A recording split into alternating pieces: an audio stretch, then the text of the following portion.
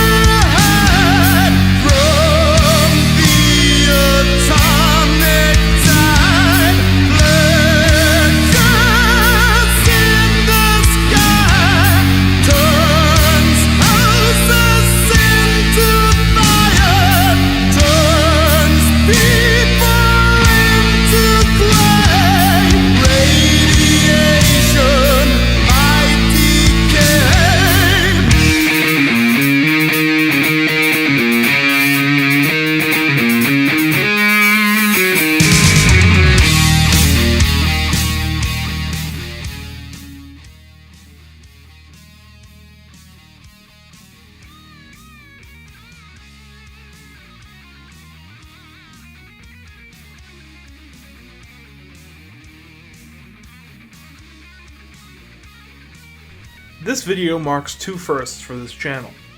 The first first is that we will be delving into the writings of Pierre Joseph Proudhon, a thinker who has been mentioned and alluded to but never sufficiently studied on this channel. The second first is that we will be delving into esoteric religious theories, so I hope to expand my reach across SchizoTube with this one. Jesus par Proudhon, written in Jesus et les origines du christianisme, and compiled into the English translation by Kirk Watson, which was aptly called Jesus Antichrist, is an exploration into the historical and religious character of Jesus Christ. Here, Proudhon criticizes the presentations of Jesus by Ernst Renan and Richard Strauss by saying that their attempts at secularizing Jesus strip him of his radical and human characteristics. Instead, Proudhon presents Jesus as an anti-Messiah, someone who believed that moral and religious reform was the Messiah rather than some kind of Son of God, savior of mankind. Proudhon argues that Jesus' original anti-messianic beliefs were corrupted by his disciples, and that Jesus was a man whose fault was that he was led more by his disciples than he led them. Proudhon, towards the end of the book, says that Jesus never died on the cross, but rather survived and led his mission in secret, It is necessary to state that all of this is merely speculation, but a speculation that does a better service of making human the figure of Jesus than was done by Renan and Strauss, who are the predominant secularizers of Jesus Christ.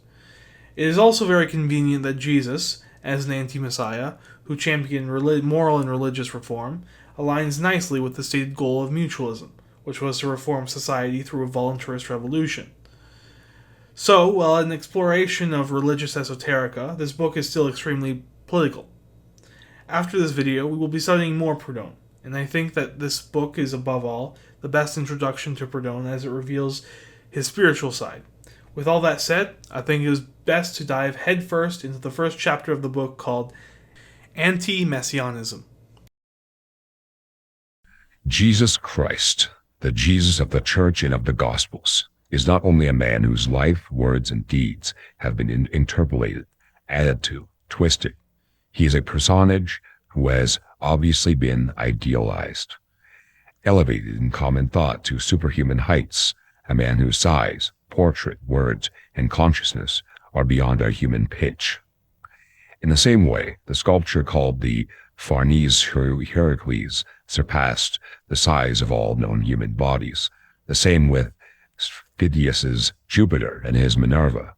Likewise, the statue of Apollo, etc. To hope to find out today by studying the statues of the gods, the historical truth about Hercules, Prometheus, or the Cyclops would be as reasonable as trying to get at the historical Jesus, or to maintain our idea of him, at least as it is presented in the Gospels. No matter how we may try, once we separate the man from the God, his portrait will necessarily remain below the ideal of the early Christians. At the risk of falling into a worse chasm and having abandoned and denied the God-made man, instead coming away with some poetic and fantastic portrait, as Ernst Renan did in his book, Life of Jesus, which was an intolerable mystification. Here Proudhon states that assessing Jesus' character from the Gospels is as reasonable as trying to assess the reality of the Greek pantheon from their statues. Next, Proudhon explains where we can derive a portrait of Jesus from. It's not difficult to show where we get this ideal picture of Jesus the Galilean, setting aside his miracles, his healings, his prophetic and divinatory abilities, all of which he shares with the ancient prophets, and which obviously show him to be an outstanding man. But in his words and deeds there is something special, and this is what was required. The imagination that created the Christ, the magician, the prophet, the demigod. His words resonated at the same high pitch as his powers, and gave to his deeds the stamp of something unusual. Here from Proudhon's text we can derive multiple things. First is that Jesus is the product of an imagination that created him, an imagination similar to all of the ancient prophets, but it is truly his deeds where we can derive his true character. Next, Proudhon will talk of Renan's secularization of Jesus and conclude with his supposition of the character of Jesus. Thus Jesus, in the Gospels, appeared surrounded by holy women. It is clear that, to the Gospel writers, he seems to be above all the failings of the flesh and spirit, but it is repugnant that the Christ neither loved nor was tempted by such things. It is an unworthy and blasphemous thought. But we do not believe in the superhuman Christ of the Gospels. What shall we say about him instead?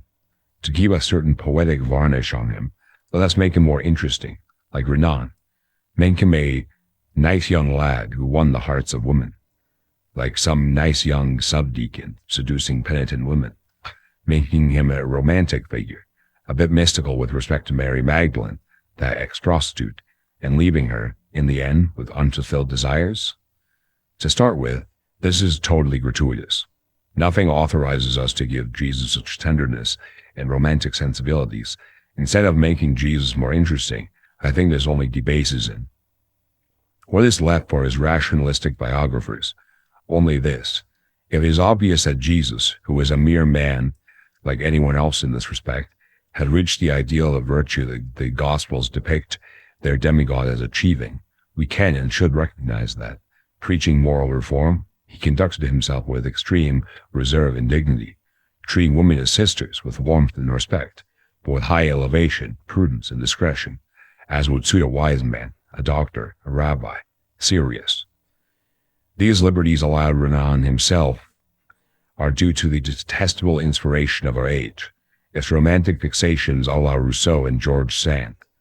Not only has Renan obliterated Jesus' messianic ideas, but he even slandered the character of the reformer. He even goes on to speculate, with neither any support from the Gospels nor any embarrassment, that Jesus lived on the largesse of several women. This is well within the spirit of the Gospels, which make Jesus a Messiah, a magician, and a god. But when Renan, demolishing the superhuman personage, brings him down to the proportions of a young, mystical Romeo, what are we to make of this? It is not enough to say that Jesus took advantage of Oriental hospitality. This would seem too naive, and consequently suspect. Proudhon takes care himself to highlight Jesus' naivety. What can I do to rescue the character of Jesus when, after Jesus' messianic authority is taken from him, his disciples remain devoted anyways? Something quite simple, historically important, and which leaves no room for criticism.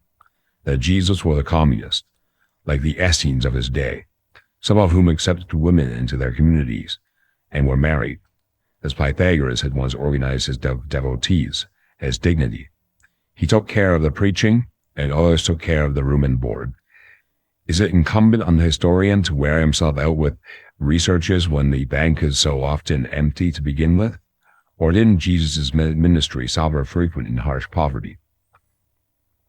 What is the point of these miserable investigations? The Gospels, in the words of Jesus himself, tell us everything we need to know, and in terms that cut short any second guessing. The Son of Man has nowhere to rest his head. These simple words are simultaneously touching, moving, and striking in their loftiness. They reveal so tangibly a sublime figure who took a vow of voluntary poverty, because the precondition for his ministry was utter poverty. With this abstraction of the divine Messiah fixed in place, the sage who would undertake this kind of reform would have to be poor, the poorest of men who, in this extreme poverty, knew how to maintain the dignity of his mission and the authority of his word, without which he would become just another rabbi, co-opted, no longer the popular reformer who, instead of a fantastic Messiah, King, Son of God, and Conqueror, should teach moral reform and the remission of sins. See my note on Mark 6:3 in my New Testament commentary, where I state that this poverty of Jesus is a precious trait and has been misunderstood by everyone. Here the truth becomes great and beautiful again. It hits on the ideal and has no need of explanation. Here Proudhon rejects Renan's notion that Jesus was a sort of mystical Romeo, calling it blasphemous and indignant of an age obsessed with romance novels. He flirts with the idea of Jesus being a communist, but he will reject this notion later on. The important aspect of Jesus for Proudhon is his vow of poverty, as it perfectly synchronizes with his deeds and positions as a wise man, a doctor, and a rabbi. This is what gives Jesus' words authority and cements his position as a popular reformer, rather than just another rabbi who has been co-opted. When Jesus uttered those famous words, "Render unto Caesar what is Caesar's, and to God what is God's," we must distinguish two senses. One that comes from the idealization or divinization of Jesus, the other which is the human meaning of a completely human statement.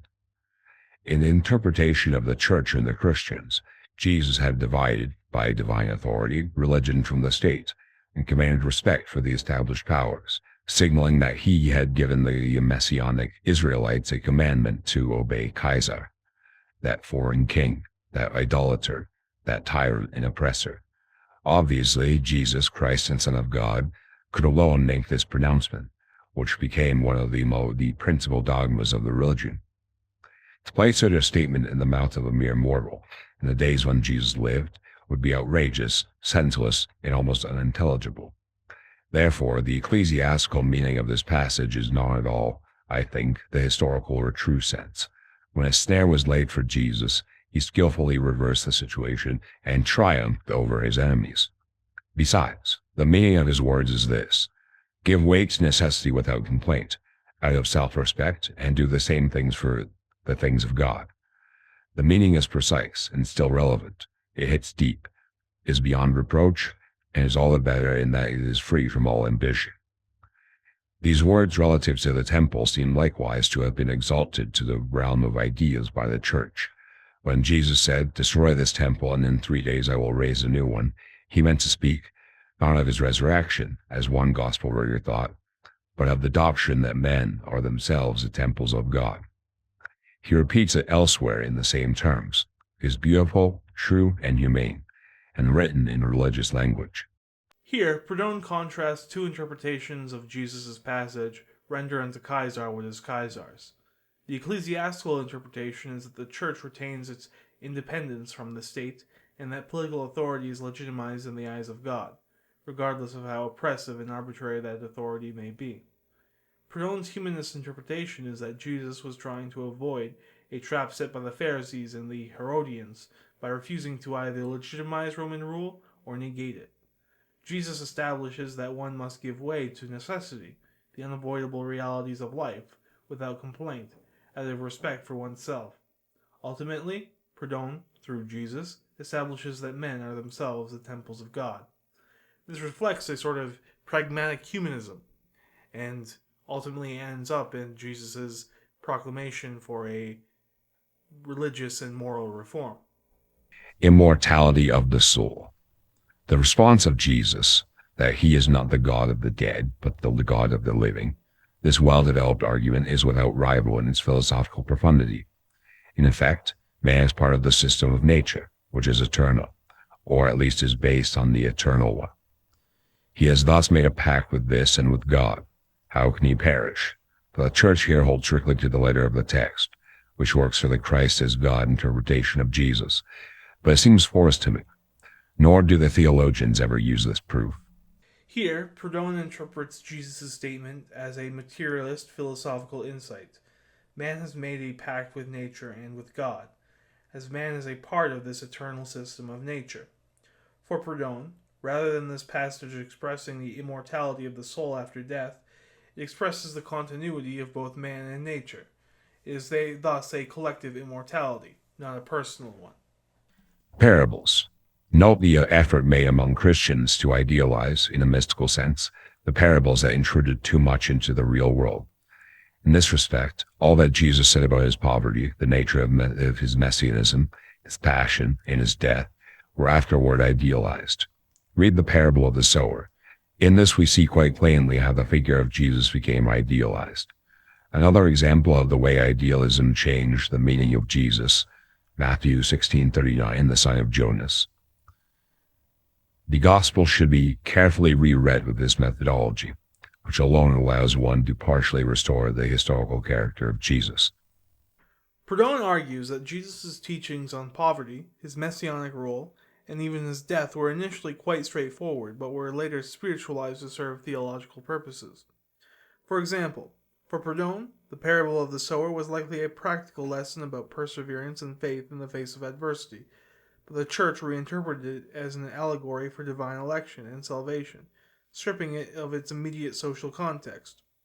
For the sign of Jonah, Jesus was likely making a historical or prophetic reference to an impending crisis or renewal, but the church turned it into a prophecy of his resurrection, a supernatural event that reinforces Jesus' divinity. Proudhon advocates a critical reading of the Gospels to restore the historical character of Jesus. This methodology starts with stripping away later theological interpretations, reading the parables in their original socio-political contexts, and recognizing that Jesus was speaking to immediate concerns, and not abstract spiritual truths. This demystification allows Jesus to be seen as a human figure, not a supernatural construct. Now that we are finished with the first chapter on anti-messianism, we will now go to the second chapter, which is called The Man.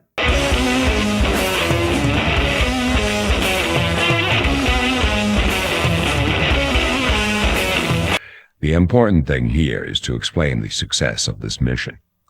A concourse of particular circumstances was necessary, a historical rarity. 1. A stock of religion, of religious faith among the masses.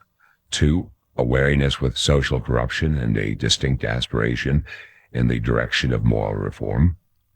These two conditions were not present either among the Roman plebeians nor in the Greek multitudes. The Romans and the Greeks were brought to Christianity via its theological and mystical side, more than by its moral side. The Jews in Jerusalem were unsuited to this initiative, messianists and zealots as they all were, weighing on conquest and greed for its enjoyment, full of bigotry and pride. The first thing we can derive from this text by Proudhon is the materialist concept of historical contingency, that things are not inevitable as ideas, but through specific historical conditions. Christianity was able to develop due to a unique convergence of circumstances, those being a stock of religious faith among the masses and a wariness towards social corruption and the aspiration towards moral reform. In this view, Christianity is viewed by Proudhon as being a sort of revolution in the spirit, a renewal of the body corporate through moral and religious reform. This can be paralleled to the Protestant Reformation, which was a spiritual renewal not unlike the early Christianity in the world, one that would eventually lead to the emergence of liberalism and the Enlightenment. Thus, Proudhon establishes a connection between the spiritual renewal of Christianity to the ancient world with mutualism's reform of bourgeois society. This is a theme that was also elaborated on by Edward Berth in The Misdeeds of the Intellectuals. For Sorel, a myth is an expression of will, not, like utopia, an intellectualist translation of social daydreams. He starts from a simple observation. Nothing would ever be accomplished in the world if reason alone acted. Reason is inherently relativist. Action demands the absolute. A believer like Dumesnil should grasp this instinctively. The early Christians expected Christ's imminent return. An absolute faith that gave them strength to endure persecution allowed Christian ideology to achieve a purity and vigor, ensuring its historical triumph. Christ, of course, did not return, but that belief transformed into sacramental experience. Democracy, unfortunately, denied syndicalist ideology the same vigor. Syndicalism quickly decomposed in democracy's swampy atmosphere, collapsing either into political socialism or old anarchism, the two extreme forms of democratic ideology. The myth of the general strike, meant to play for labor the role Christ's return played for early Christianity, dissolved under political intrigue. The railway workers' strike dealt it a mortal blow. Since then, syndicalism has floundered in impotence, a decline even Greffius denounces. Here, Berth agrees with Proudhon that Christianity was able to triumph due to contingent circumstances. Berth, however, makes the connection between syndicalism to Christianity more obvious than the implicit connection Proudhon is making with mutualism to Christianity. For syndicalism, the general strike is the second coming of Christ, which animated the syndicalist movement as Christianity was animated towards sacramental experience. However, syndicalism had to confront a force that Christianity did not, which was the bourgeois decadent Jacobin democracy, which ended up absorbing syndicalism into its marsh, causing it to collapse into either political socialism or old anarchism. By the way, the translation of The Misdeeds of the Intellectuals should be coming by the end of September. Hope to get that done soon. Gaul was divided into two parts: the Druidic patriotism, which was yet attractive to the plebeians, and the middle class, which sided with Rome. Asia, Egypt, Tyre, and Damascus all were corrupted. It took a population which, already monotheistic like the Jews, was at any rate less infatuated with Moses, the temple, the Messiah, King David, and the Hebraic nationality than the Jews were. This population was that of Galilee, composed in part of families who were faithful to Jehovah, but who, being far from Jerusalem, retained the kind of mental independence and loftiness and ideals that were not to be found in Jerusalem. 3. A universal monarchy and generalized oppression. 4. A profound sense of misery and exploitation among the masses. Jesus had been understood, or rather sensed, by these poor, oppressed, exploited, misled masses.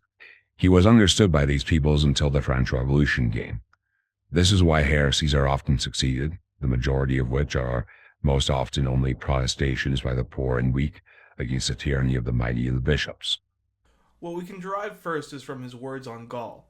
Proudhon believes that the lower classes of Gaul were the true carriers of their national spirit, while the middle classes sold out to Rome for stability and healthy commerce. This is a common theme among left-wing nationalist thought, which holds the proletariat as the safeguard of the historical traditions of the nation, while the ruling and middle classes typically sell out to foreign influence. Proudhon then identifies that the ancient world of Asia, Egypt, Tyre, and Damascus was absolutely corrupted due to imperial domination. Proudhon believes that Galilee was the ideal birthplace for something like Christianity because it lacked what Jerusalem was obsessed with, namely, legalism in the form of the Moses laws, institutional religion taking the form of the temple, political liberation in the form of the Messiah, and nationalism in the form of King David's legacy. Distance from Jerusalem allowed for intellectual independence and loftier ideals to take hold. Jerusalem's Jews were infatuated with nationalism and ritual, which made them resistant to Jesus' ethical universalism. Proudhon also implies that the true spiritual revolution comes from the margins rather than the religious or political center. Another contingency is the role of a universalized monarchy and generalized oppression in the Roman world, which allowed a figure like Jesus to come into prominence among the poor and oppressed. Since the Revolution, Jesus is no longer understood, at least in France. I have seen my own mother, my aunts, etc., reading the Gospel and following, like the Holy Woman, the preacher of Nazareth. Today the people no longer understand the Gospel and no longer read it. The miracles make them laugh, the rest is foreign to them. As to morality, they no longer feel it in their hearts. The form, setting, and conditions in which the Christ appeared are no longer among us. Gospel first needs to be explained to the people, but before that can happen, the priests themselves must understand it. It was not through transcendental and sublime dogmas, nor by any new and unknown precepts of morality that Jesus met with success. Neither speculative reason nor theoretical morality were of any value. He had to address the soul of the multitudes, to warm it a great deal, to embrace it, to stir it passionately. For that to happen, timely morals and ideas were needed instead of general maxims and theories. Make use of particular conditions with positive action, attracting with realism, appropriate means, the force of life, of reasoning, the power of polemic, imagination, and heart. The first thing I have to say is I think Proudhon touches on something very true, which is that we live in a post-Christian society, meaning that authentic Christian faith has been worn out. As someone who grew up Catholic, I have noticed that the facet of Christianity as a force of history is absent in believers and the clergy. Both the faithful and the clergy have reduced Christianity to a corny, personal relationship with God, a want of an afterlife, a trauma mechanism to regulate behavior, or a vague idea of being nice. But the apocalyptic reformist tendency in Christianity, which is arguably the most important facet, has expired. The mythic value of Christianity has been annihilated today. In my honest opinion, the only sect of Christianity that retains the true Christian spirit is the Rastafarians, before the death of Haile Selassie. And I don't only say this because I am kind of a stoner, but I say this because the Rasta sect was the only one that acted with a sense of historical immediacy and purpose, no matter how blasphemous their doctrine is. Catholicism is fully compromised by the globalist democratic march. Orthodoxy is less compromised by this than Catholics, but is bogged down in ritual. Modern Protestantism is largely a commodity simulacrum complex of faithful experience, and progressive Protestant Christianity is just liberal atheists who have a yearning for the church and have reduced Christianity to a vague idea of being nice with shoehorned woke shit included.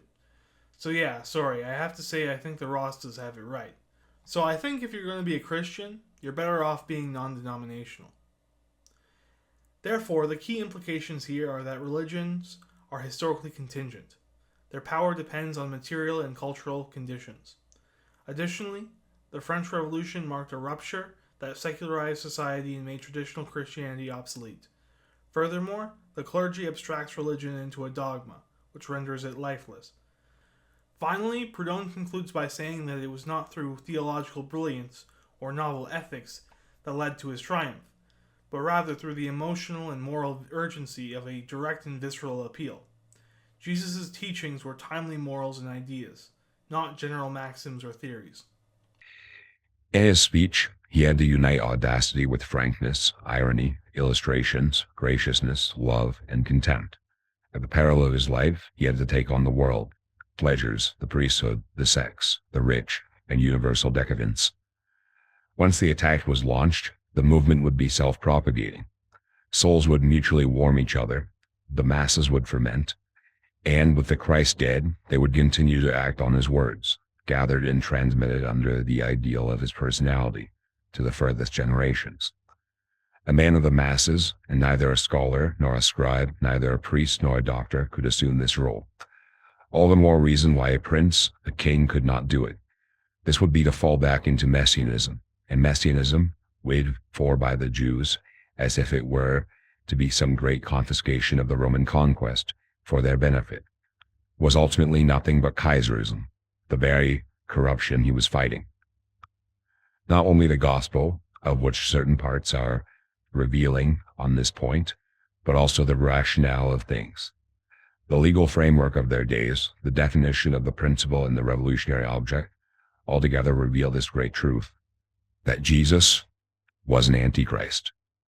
Proudhon characterizes Jesus' speech as a calculated and militant tool which blended audacity and frankness as a direct confrontation with power, irony which mocked hypocrisy, illustrations or parables which made ideas accessible to the masses, graciousness and love as an appeal to moral sentiment, and contempt as scorn for corrupt elites.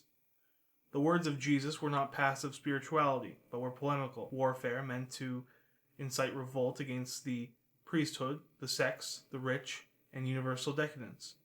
The self-propagating nature of Jesus' movement gives an indication of the importance of mass consciousness, or myth, that ultimately, after his death, his words lived on through collective memory. For Proudhon, Jesus had to be a man of the masses who would incite spiritual awakening rather than a confiscation of Roman conquest for the benefit of Judea.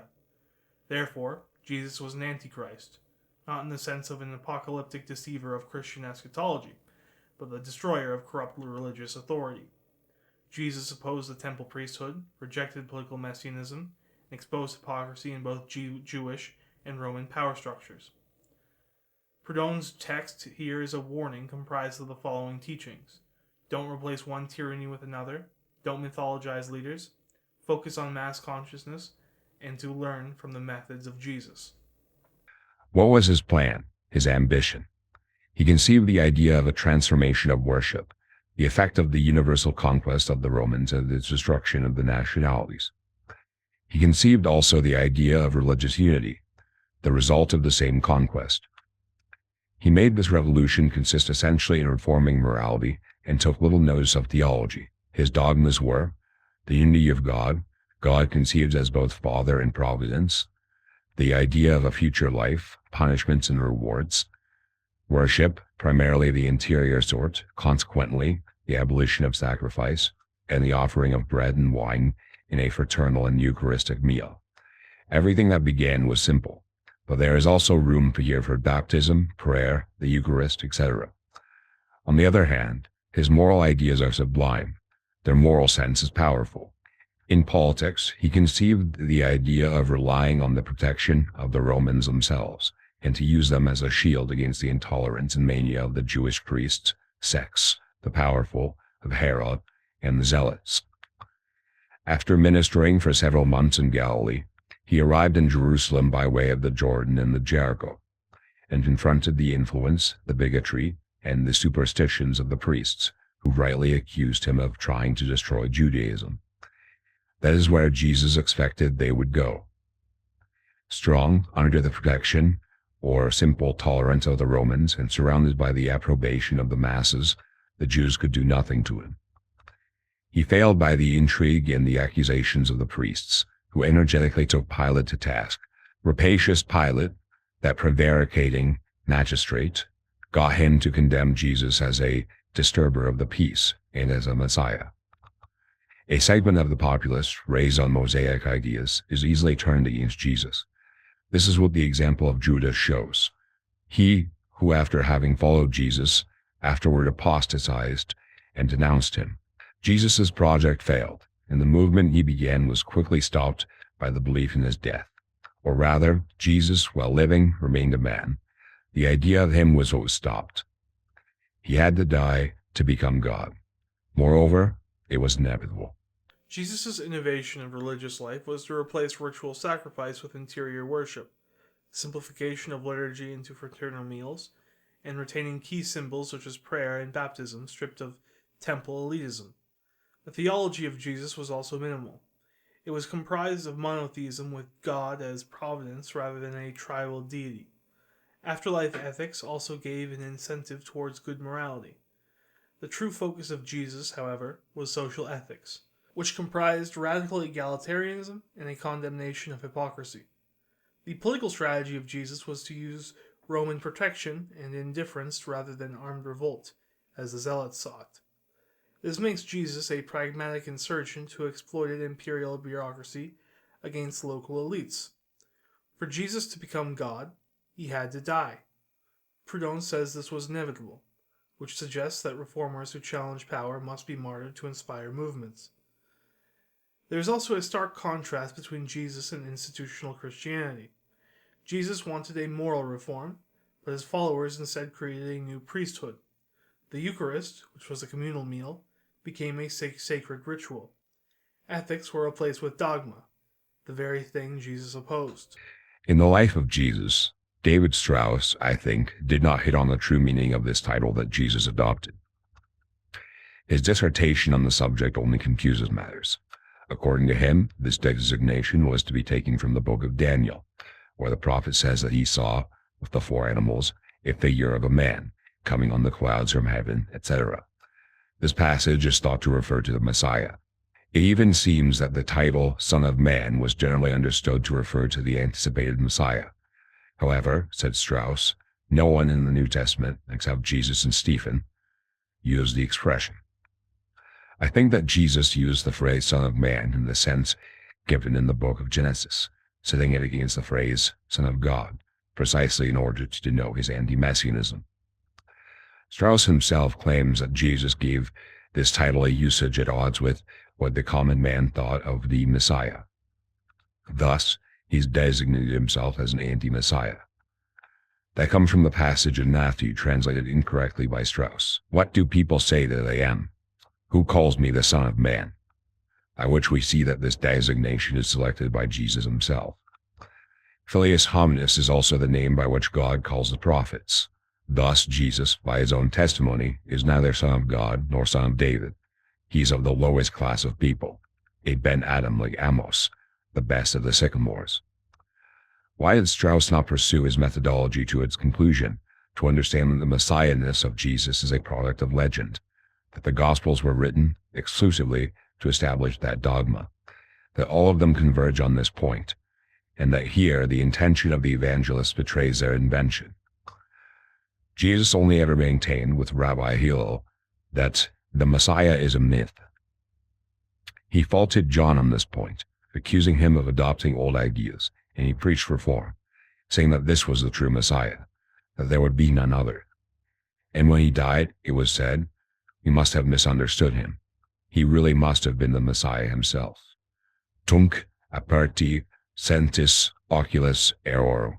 Then their eyes were opened.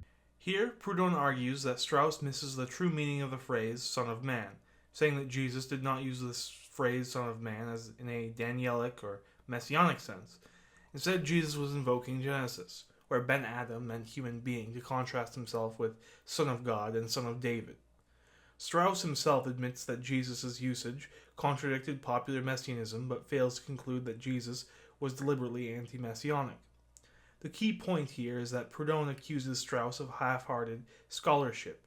He saw the anomaly but didn't follow it to its radical conclusion, that Jesus rejected Messiah myths entirely. Son of Man was how God addressed prophets such as Ezekiel. So, by using this phrase, Jesus aligns himself with human prophets rather than kings or gods. Therefore, Proudhon emphasizes that Jesus is not the Son of God, a divine ruler. He is not the Son of David, a political Messiah. He is Ben Adam, a son of the earth like Amos, the lowly sycamore worker. Proudhon continues and asserts that the Messiah narrative was retroactively imposed on Jesus after his death, and that the Gospels were written to enforce this dogma, despite the actual teachings of Jesus. Tunc apparut sunt oculis errorum, which is Latin for "then their eyes were opened," is a sarcastic jab at how the followers of Jesus reinterpreted Jesus posthumously to fit their expectations. Jesus himself was careful to explain in what sense he meant this expression. It is pointless to re-examine it. So do not forget, once and for all, that what the gospel writers wrote down was not always what Jesus actually said. They often depict him speaking inaccurately, only what agrees with the role he assumed and carries on the immutable signs of his powerful individuality, can be considered as actually spoken by Jesus himself. Are we not all children of God and of the church? Jesus, as moralist, as revolutionary, and consequently as an anti-Messiah, a Jesus who inflamed the multitude by his orations, his polemics, his irony, there is nothing else. And this is plenty. Everything else is later invention by the gospel authors. Something to study, and which has no part in modern morality, is the authority assumed by the prophets or those who are taken for prophets. From the start, even between mere rabbis and their hearers, Jesus speaks like a preceptor and a teacher, as John did. So did the prophets. Whoever was seized by the Spirit of God was a spokesman to the public, no longer speaking as himself, but as an inspired man. Of the most exalted conscience, a profound feeling, a zeal for justice by any means, and as enlightened as they were zealous, could hardly allow the prophet or rabbi who felt the sacred fire in himself to do it without fear, as if enjoying a recognized prerogative. "You race of vipers," said John the Baptist to the people. And Jesus was even more harsh. The former baptized, the latter cast the money changers out of the temple. This was allowed by opinion and morality. Every man who was seized by zeal for the law could carry out the appropriate duties and play the magistrate. He risked much, but nothing could be done to him at this time. Supported by the law of Moses, when any man became the leader, he was untouchable. We are far from such conditions. John condemned Herod for marrying Herodias, and Jesus has to accuse the priests, the scribes, the Pharisees. It was all within the bounds of the prophetic mandate.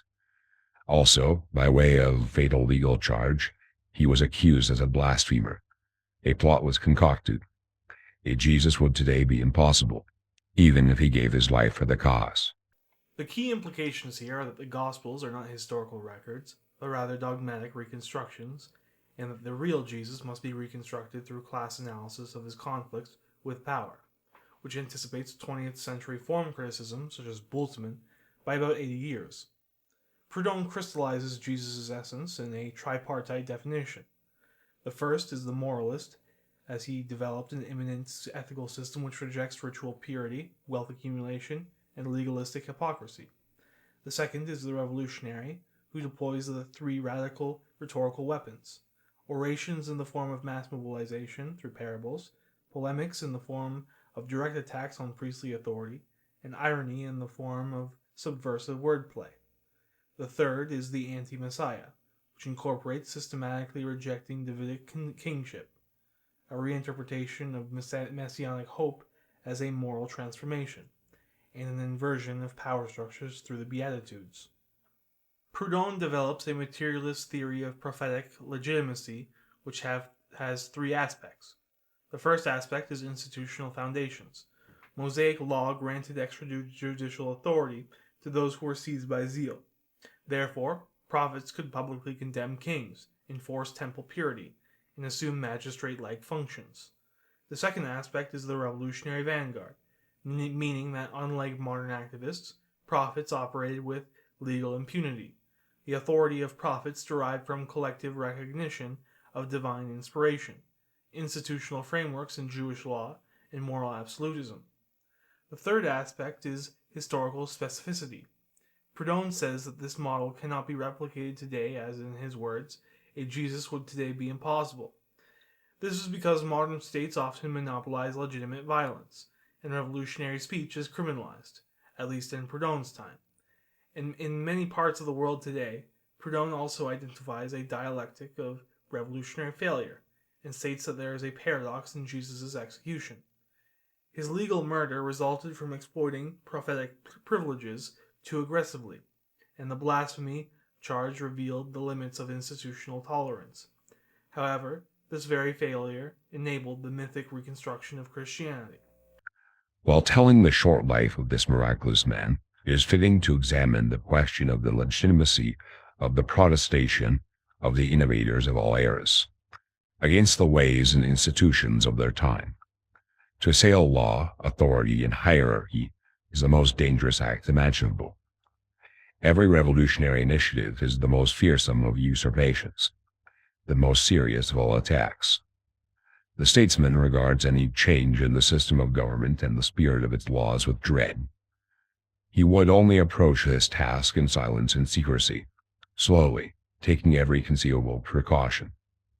He would criticize the social order only after carefully getting rid of everything vulgar and profane in the privy council of the prince, behind closed doors, while multiplying every mark of respect and redoubling his devotion to public order. How then can we accept that a nobody, an outsider to the administration, unconnected with either the priesthood, the army, or with any of the powers that be, destitute of all authority and power of commanding, a Socrates, a Jesus, the former an unemployed man, the latter an artisan, that such a man should interfere, openly, amid the mobs, passionately, bitterly criticizing everything that men respect? What, finally, free criticism of the government and the revolutionary initiative of the tribunes?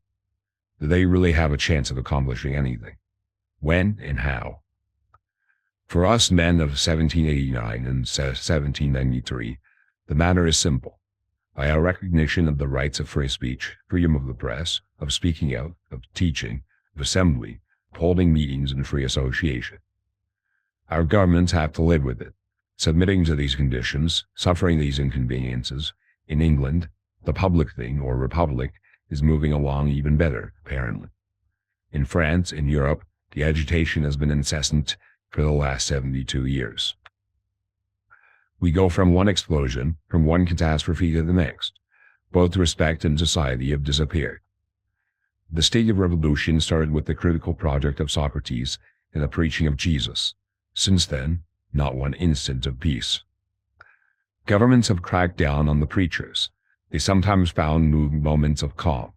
In Rome, the emperors forged many laws against the philosophers, but the row was always rekindled afterwards, to the misfortune of humanity and the loss of states. Jesus had hardly died when the dispute began again, more heated still against the Jews than between the apostles themselves, and finally between the churches. Bring on the heresies, they produced rivers of blood, separation between Rome and Constantinople, between the Greeks and the Latins, against the wishes of Christ himself. Some rejected ecclesiastical and papal centralization, and the vague, indeterminate, never explained pact of Charlemagne. Christ sadly had decomposed before he could give his authoritative endorsement. Proudhon incites Socrates and Jesus as absurd figures as they dared to publicly condemn the social order, mobilize the masses against institutions, and claim moral authority without official sanction. Proudhon's answer to this authority is that they embodied a new principle, the right of the powerless to judge power. Proudhon also outlines how the ruling classes approach social reform. They do it through secret councils, gradual adjustments, with ritualized deference. Revolutionaries, by contrast, act openly and violently, a usurpation of authority. Proudhon touches on something called the state of permanent revolution, and by this I don't mean Trotsky shit. Rather, it is a contrast between ancient repression with modern revolutionary rights. Free speech, press, assembly, and association, all products of the 1789 era, now compel governments to tolerate dissent. This has led to endless instability, with England managing dissent through parliamentary republicanism, while France and Europe suffered incessant agitation. Since 1789, not one instant of peace. This then establishes an unbroken chain of revolt from Socrates' criticism to Jesus' preaching to 1789 to 1793, and then to the 19th century upheavals. Each wave of repression only delayed the next explosion. The state of revolution started with Socrates and Jesus. Since then, no peace. This then leads us to the futility of repression as evidenced by the fact that Rome's laws against philosophers failed. Christianity was born from martyrdom and fractured into heresies and wars. And even the papacy and the Charlemagne Pact could not stabilize the revolutionary spirit. The critical insight here is that Proudhon sees revolution as inevitable once critical thought is unleashed, but also impossible to fully institutionalize without hypocrisy. We have to justify Jesus the same way he justified himself. He appealed directly to conscience. His reform was a completely moral affair. In this respect, his preaching was wholly impeccable. He made every doctrine subservient to conscience. He was right to do so. A fructibus erorum. By their fruits shall ye know them. He never touched this sacred foundation. He always fortified it. As to the rest, he conformed in all points. He went to the temple, celebrated the feasts, observed the Sabbath, prayed, affirmed the existence of God and the immortality of the soul, was comfortable with the standard beliefs, only attacked what is obviously of human origin, and inaugurated this practical reason by starting with the simplest cases. The most palpable examples being undogmatic whenever possible, and always insisting on moral reform, while leaving the remainder of this project to succeeding generations, leaving them to draw the final conclusions against religion itself in all its forms. Understood in this way, Jesus is our master. He is a true leader and model for all revolutions. He is a patron to follow, flawless. The refutation of messianic opinion could alone lend itself to this critique. It upset the masses, it discouraged the nation, it mortified the feeling of nationality which supported it. But a more judicious observation, and the facts themselves, proved that, in this respect, Jesus was blameless.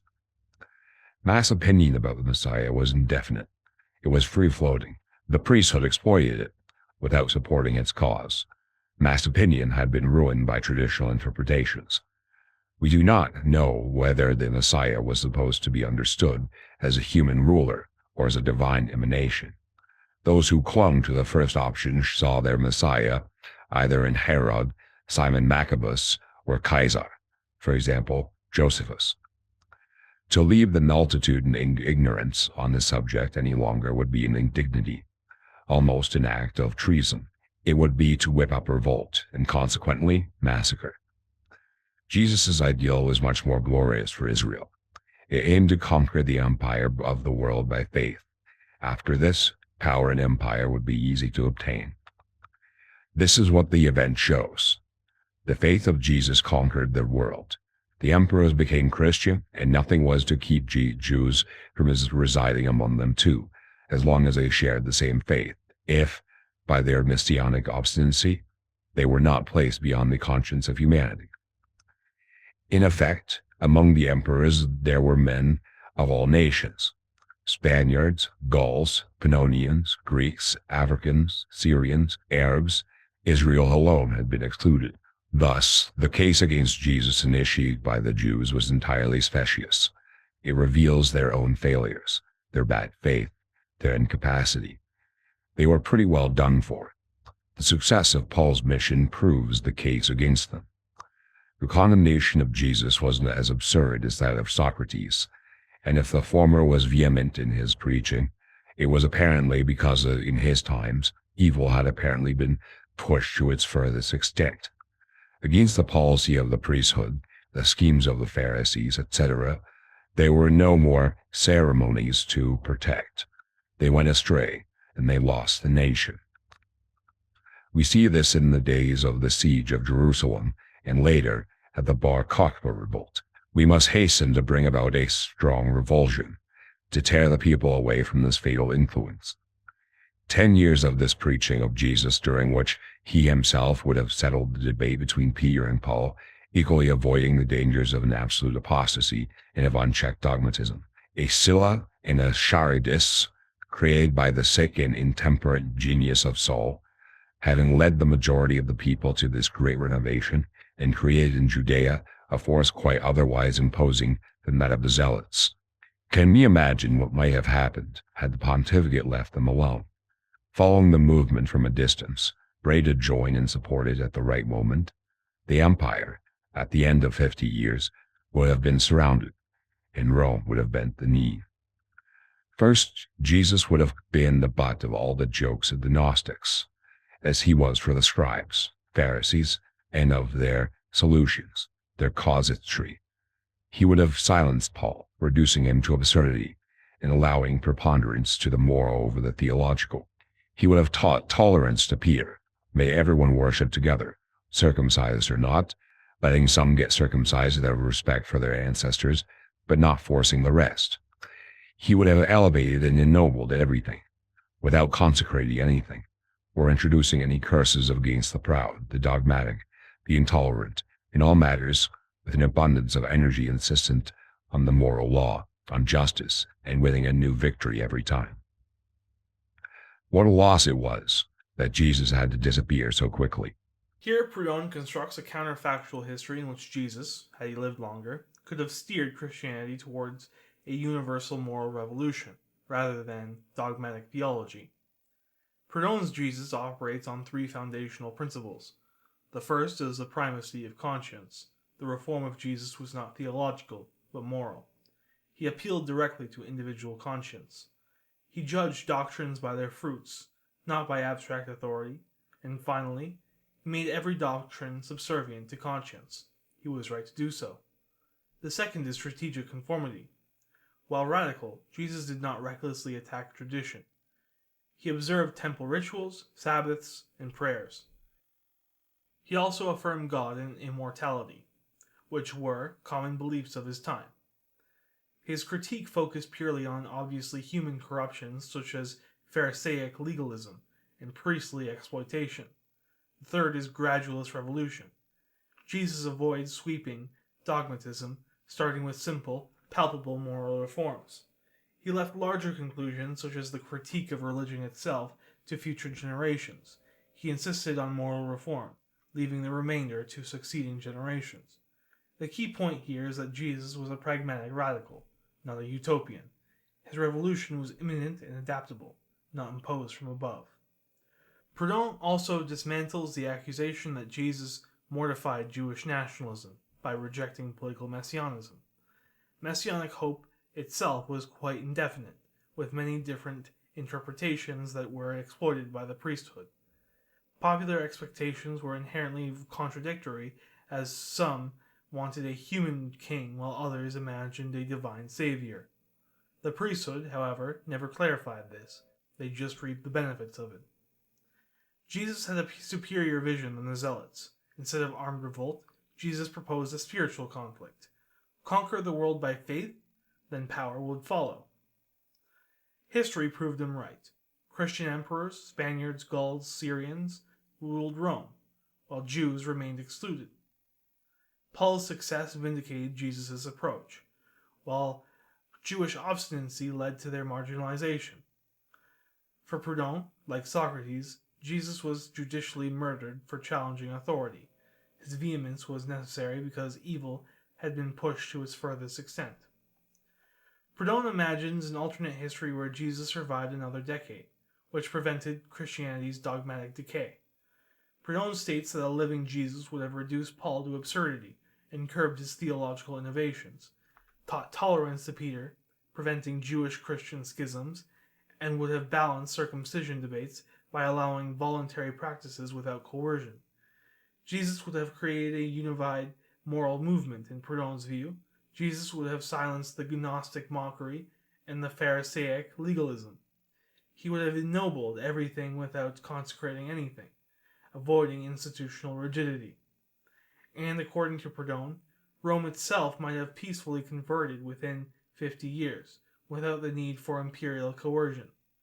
Proudhon states what a loss it was that Jesus had to disappear so quickly. He says this because the absence of Jesus allowed Pauline dogma to dominate, Petrine institutionalism to calcify, and Jewish-Christian divisions to harden. If Jesus' preaching had been supported, it would have saved the Jews from ruin and prevented the disaster of 69 AD. Jesus would have reconciled the nationalities and brought harmony in religion. By his dogma of justice and the ascendancy of morality over faith, he would have said to Paul and his counterparts, "What is the point of this explosive division? Why this insult against the law of Moses and the religion of Israel? Why this apostasy from our ancestors? I am of the Jewish synagogue, and love the Samaritans, my compatriots. I go to Jerusalem, and I do not want to go to Mount Gerizim. I observe the Sabbath, but I do not condemn any Gentile of good character who breaks it. I am circumcised, I eat with those who are not. Act decently and justly, in all simplicity of heart and of good intentions, and your heart will guide, your faith will demand nothing contrary to my precepts, which are only to your conscience, the true word of God. You will be able to see your faith as innocent. On the contrary, if your faith leads you to shamelessness, drunkenness, laziness, theft, or pride, it comes from the demon. The Holy Spirit speaks to everyone in their own language. We recognize that it is He who speaks, of charity, of chastity, of a zeal for work, and the justice it inspires. The devil also knows to wear a mask. But we recognize his works, which are the opposite of those of the Holy Spirit. How, it may be objected, can you tell me that the Holy Spirit said one thing to the Jews, something else to the Samaritans, the Greeks, the Persians, the Egyptians, and all the barbarians? I respond that the Holy Spirit, which speaks to all, tells them only one single thing, which is the law, but it speaks by different figures. This is the mystery of divinity. God our Father has differentiated humanity. He taught them different languages. He gave them different countries and customs.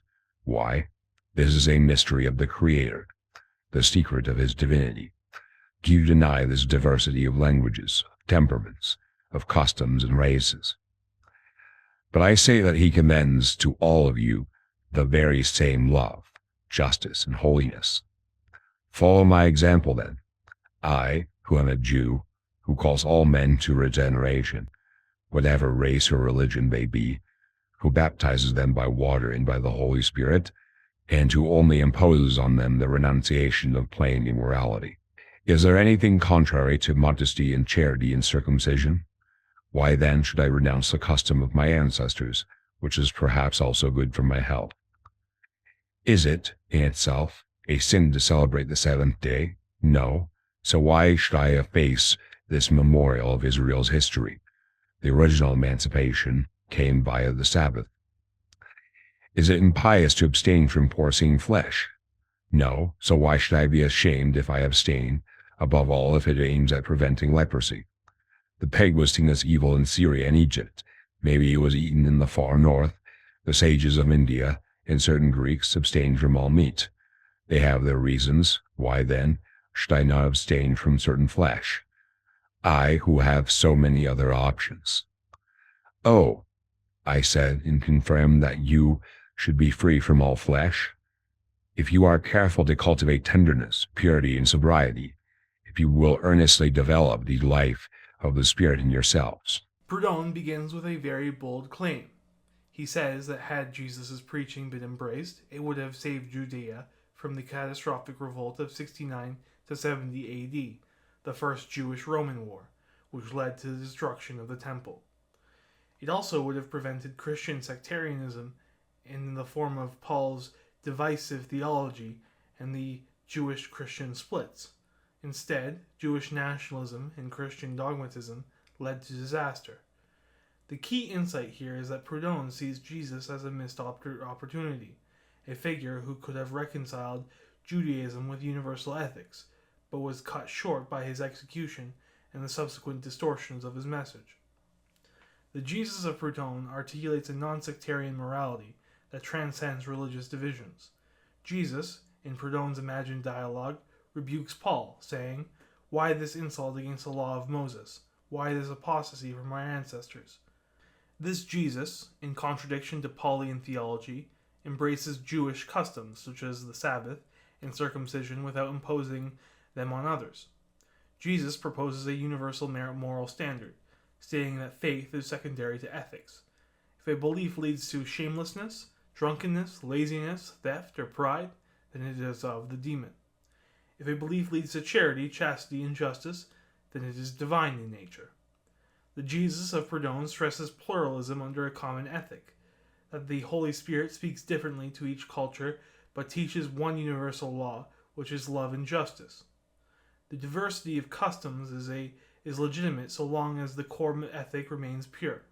Circumcision is not inherently immoral. It is a cultural practice with possible health benefits. The Sabbath is a meaningful historical memorial, not a rigid obligation, and dietary restrictions are dependent on certain contexts, like a hot climate or cultural practice. The key point here is that Jesus defends cultural particularity while insisting on ethical universalism, a vision that avoids both rigid legalism and rootless cosmopolitanism. Jesus attacks both Jewish exclusivism and Pauline Christianity, arguing that the former led to the collapse of Judaism in 70 AD, and the latter led to Christianity forming a new exclusivist system and fracturing into different competing sects. Proudhon then imagines a world where Jesus' pluralistic moral revolution triumphed. He says Jews and Gentiles would have coexisted under a shared ethic without forced conversions, and that the temple might have survived as a symbolic center, not a political battleground. There would have been no imperial Christianity, as without Pauline dogma, Christianity would not have become the Roman state religion. Therefore, no Inquisition, no Crusades, no genocide of Cathars, just a decentralized moral movement. Therefore, what Proudhon implies is that revolutionary movements should respect cultural differences, unite around core ethics, and reject dogmatic centralization. Jesus abstained from all political theorizing. Neither would he have spoken about nationality, although it was all the rage in his day, nor of democracy, theocracy, or monarchy. He followed his own star. Observe justice and organize yourself as your heart directs. If your democratic ideals make you unjust, imperious, or unruly, then they are evil. And if your monarchical or aristocratic system makes you greedy, ambitious, lordly, corrupt, hateful of your inferiors, it is also wicked. It is of the devil. Is it a sin to obey Herod, Pilate, or the high priest? No. I respect Herod when I am in Galilee. I submit to Pilate when I enter Judea. I obey the priest and ruler everywhere his authority reaches. But if Herod, Pilate, or Caiaphas should command me to do something against my conscience, I will reply that I cannot obey, for we must obey God rather than men. And we all know that the powers are established to ensure observation of the law of conscience, which is the very law of God. You must never rise against the powers, for if, by some misfortune, they mandate something that is obviously unjust, you must simply respond, like John to Herod, that is not allowed. Regarding the doctrine of Paul on grace, if Jesus had been asked whether God gives us both desire and deed, he would have responded, "Why do you so cleverly tempt me, you who know nothing of God nor man? Do you know whether there is a separation between the Creator and the creature? Do you know the tie that binds them? Can you declare it? Why dogmatize them? Everything good that is done and thought by man comes of God, and God depends on man to think and do it all. All the evil which is done and thought by man comes from the demon, and that he also depends on man to desire and perform it.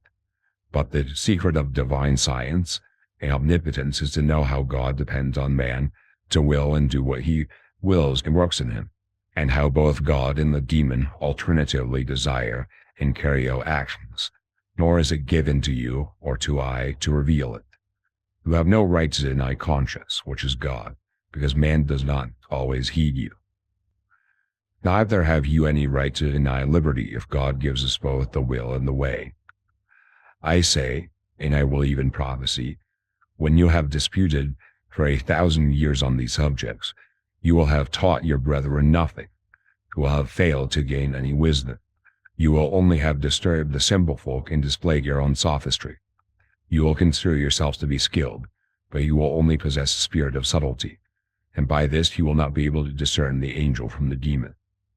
This morality of Jesus did not prevent the birth of any theological development.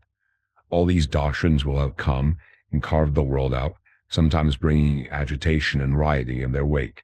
But everyone would be tolerant, along with the government. Arius and Athanasius, Pelagius and Augustine would have been forced to coexist, and a universal criticism would not have won the day, nor overturned the doctrine of Jesus, basing morality and justice on dogma. No doubt, but this is what happened. But while morality, thanks to apostolic and canonical dogmatism, should have painfully detached itself from theology, in overthrowing it, it would have reigned from the start, tolerant of all doctrines, precisely because it understood itself not to be based on any of them. This passage presents Proudhon's most explicit articulation of Jesus as a non-dogmatic moral revolutionary who rejected political theorizing, theological abstraction, and institutional authority in favor of direct ethical action. Proudhon's Jesus is neither a democratic reformer nor a theocratic visionary. He is a radical individualist who subordinates all systems to the sovereignty of conscience. Proudhon's Jesus abstains entirely from ideological systems. He doesn't believe in nationalism, nor democracy, aristocracy, or monarchy. He has no institutional critique, as he does not call for the abolition of Herod, Pilate, or the temple. Instead, his sole political command is to observe justice and organize yourself as your heart directs, stressing a unified pluralism. For Jesus, political systems are morally neutral. What matters is whether they produce justice or corruption. If your democratic ideals make you unjust, imperious, or unruly, then they are evil. So for Jesus, no system is inherently sacred. They are all judged by their fruits. The Jesus of Proudhon respects existing hierarchies, but only on condition. He respects Herod in Galilee, he submits to Pilate in Judea, and he obeys the priest where his authority reaches. However, authorities exist to enforce natural justice. If they violate that law, the response is not revolt, but civil disobedience. This is contrasted with Paul's doctrine of submission. For example, in Romans 13, where he commands uncritical obedience to rulers as God's ministers, but the Jesus of Proudhon rejects this, saying that conscience trumps authority. Proudhon also imagines Jesus dismissing Paul's debates on grace and predestination. For example, on whether God determines human actions. Jesus would respond to Paul that everything good comes from God, everything evil comes from the demon, but that the mechanism is a mystery. For Proudhon's Jesus, dogmatic debates only disturb the simple folk, display the orator's sophistry, and denote a failure to discern the angel from the demon. The key point here is that Proudhon's Jesus replaces theology with ethics. What matters is doing justice, not defining grace. Volumes have been written to expose the morals of the ancient pagans, and prove that they already knew everything that Jesus taught, sometimes better so, even. That is not the issue, however. The ancient philosophers knew, as the apostles said, but they did nothing. They were mired in speculation. They were disengaged from the world. The ancient philosophers were to Jesus as our rhetoricians and humanists were to Homer, Pindar, Herodotus, and Demosthenes. They posed certain precepts, but they brought forth no works. Their only failure was in learning to bring forth anything real for their ideas. It was otherwise with these energetic ones, men of initiative, revolutionaries, John and Jesus. The expression and the spokesmen of the age, interpreters of the opinion of the masses, tribunes of justice, leaders of the reaction of virtue against decadence. Their mission is much less about precepts than actions, and it is a role very different from that of a professor or a propagandist. John, Jesus, after them, Pierre, John, James, Stephen, Barnabas, Paul, and their successors, Polycarp, Ignatius, Justin, Hermas, Tertullian, Marcion, etc., etc., all were men of virtue and action, in open war against the corruption of their epoch, the Garibaldis of morality, and at once doctors, apostles, tribunes, and martyrs. Here, Proudhon dismisses the common Enlightenment argument that pagan ethics already knew everything that Jesus taught. Proudhon said that the pagan thinkers only knew, but they did not act. They were mired in speculation and disengaged from real-world reform. Here, Proudhon rejects intellectual history as a measure of moral progress. What matters is who transformed society, not who had the best ideas. For Proudhon, Jesus is not a teacher, but a tribune of the people. The philosophers were professors or propagandists, while Jesus and John were interpreters of mass opinion, leaders of virtue's reaction against decadence. Their mission was much less about precepts than actions, making them the Garibaldis of morality.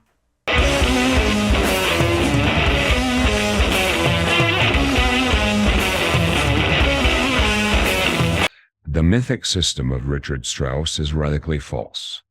Jesus was an anti-messianist. It was only by way of metaphor that he called himself the Christ. To this end, testimonia were gathered from the Old Testament. The facts of his life, his preaching, passion, and resurrection were organized so that Jesus' death was calculated, premeditated, and reflected on. Nothing happened spontaneously, although at bottom, this was all done in good faith.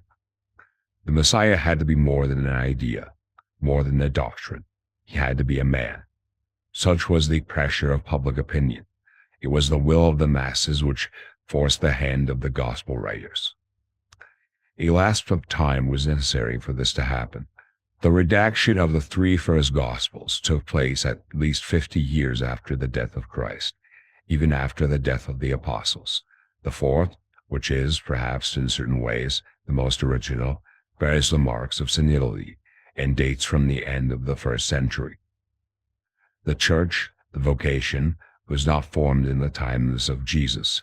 It could not have been spoken of the way it is in the texts. Was Jesus a communist? This is more than doubtful. His teaching did not go that far. Paul was no more a communist or was not yet one. Communism came incidentally to the church after Jesus' time. Jesus is, above all, energetically, an excellent moralist. He respects the law, in the wide sense, in the same way as the prophets. He writes no theology. He has for his immediate enemies the Pharisees, the Sadducees, the bureaucracy, scribes or police, the priests, all hypocrites, exploiters of the plebes, usurers, adulterers, traitors, Machiavellians, false patriots. Was he a millenarian? I don't believe it. His anti-messianism is opposed to that. How can someone who does not believe in the Messiah be a millennialist? His reform is thus completely religious, moral, social.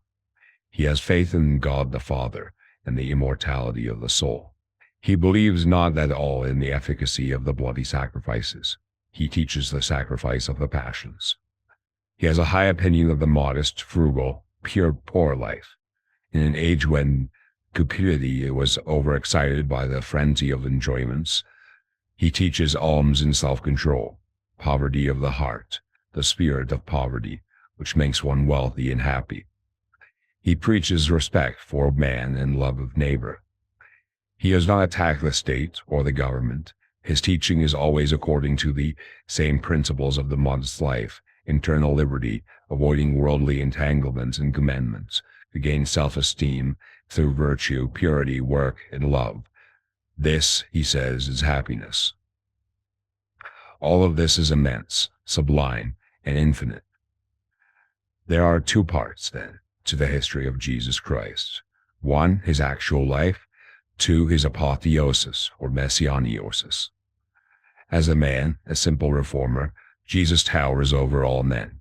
He positively bypasses by 100 cubits the lives of Confucius, Socrates, Moses, along with all the ancients, such as Orpheus, etc. Too great as a man, yet too small at the same time. This figure has been denatured by making him the Christ, the Logos, the man-God, etc., etc. Proudhon begins here by rejecting David Strauss's Life of Jesus, which interprets Christ through mythical symbolism. Jesus never claimed to be the Messiah, neither in a political nor divine sense. The use of Christ was purely metaphorical for use as a symbolic title and not a theological claim. Proudhon claims that the Old Testament testimonia were retroactively applied to fit messianic prophecy. His life, death, and resurrection were constructed narratives, not spontaneous history. Nothing happened spontaneously. The Gospels are dogmatic reconstructions, not factual accounts. The masses wanted a divine Messiah, so the Gospel writers complied. The delay in writing allowed legend to replace reality. The fourth Gospel of John reflects late theological abstraction, not the actual teachings of Jesus.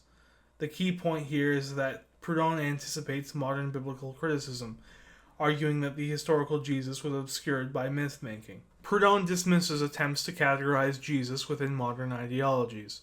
He disagrees with the earlier statement that Jesus was a communist by saying that early Christian communism emerged later under Pauline influence. Proudhon also dismisses the claim that Jesus was a millenarian, as millenarianism requires a belief in an imminent messianic kingdom, but Jesus rejected all messianic expectations. The reform of Jesus was moral and social, not apocalyptic. The implication here is that Jesus was not a political revolutionary, but a moral insurgent, attacking corruption, not institutions. Proudhon reconstructs Jesus' authentic philosophy, stripped of later dogma. The core beliefs here are faith in the God the Father and immortality of the soul, with no bloody rituals, ethical purity over ritualism, a sacrifice of the passions, voluntary poverty, rejecting Roman decadence in favor of frugality and almsgiving, finally, love of neighbor, which was a universal ethic beyond tribal or national boundaries. Political quietism is also a key component of Jesus' philosophy, as he never attacked Roman rule. Rather, he submitted to Pilate while resisting moral corruption. The key contrast between figures like Spartacus or Judas the Zealot is that Jesus sought internal liberation, not regime change. Proudhon bifurcates the legacy of Jesus. The historical Jesus was a moral genius who surpassed Confucius, Socrates, and Moses. He was a humble reformer who advocated virtue, labor, and love. The apotheosized Christ was a theological construct that was invented by the Church, one that distorted his character and ended up diminishing his true greatness by making him superhuman. Proudhon lays out a paradox. Jesus was too great as a man, yet too small as a god. The humanity of Jesus was his power. The dogma stripped him of his revolutionary potential. 1. A description of the moral, social, religious, economic, and political state of the nations under Augustus and Tiberius. A historical summary. A political tableau. A universal expectation.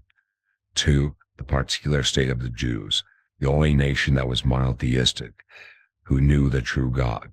They, therefore, believed they were entitled to world domination. The frenetic superstition of the Messianists and Zealots. The profound corruption of the higher classes. Nothing to be expected from them. Popular illusions. In such a sick world, Jesus could only think of moral and religious reform.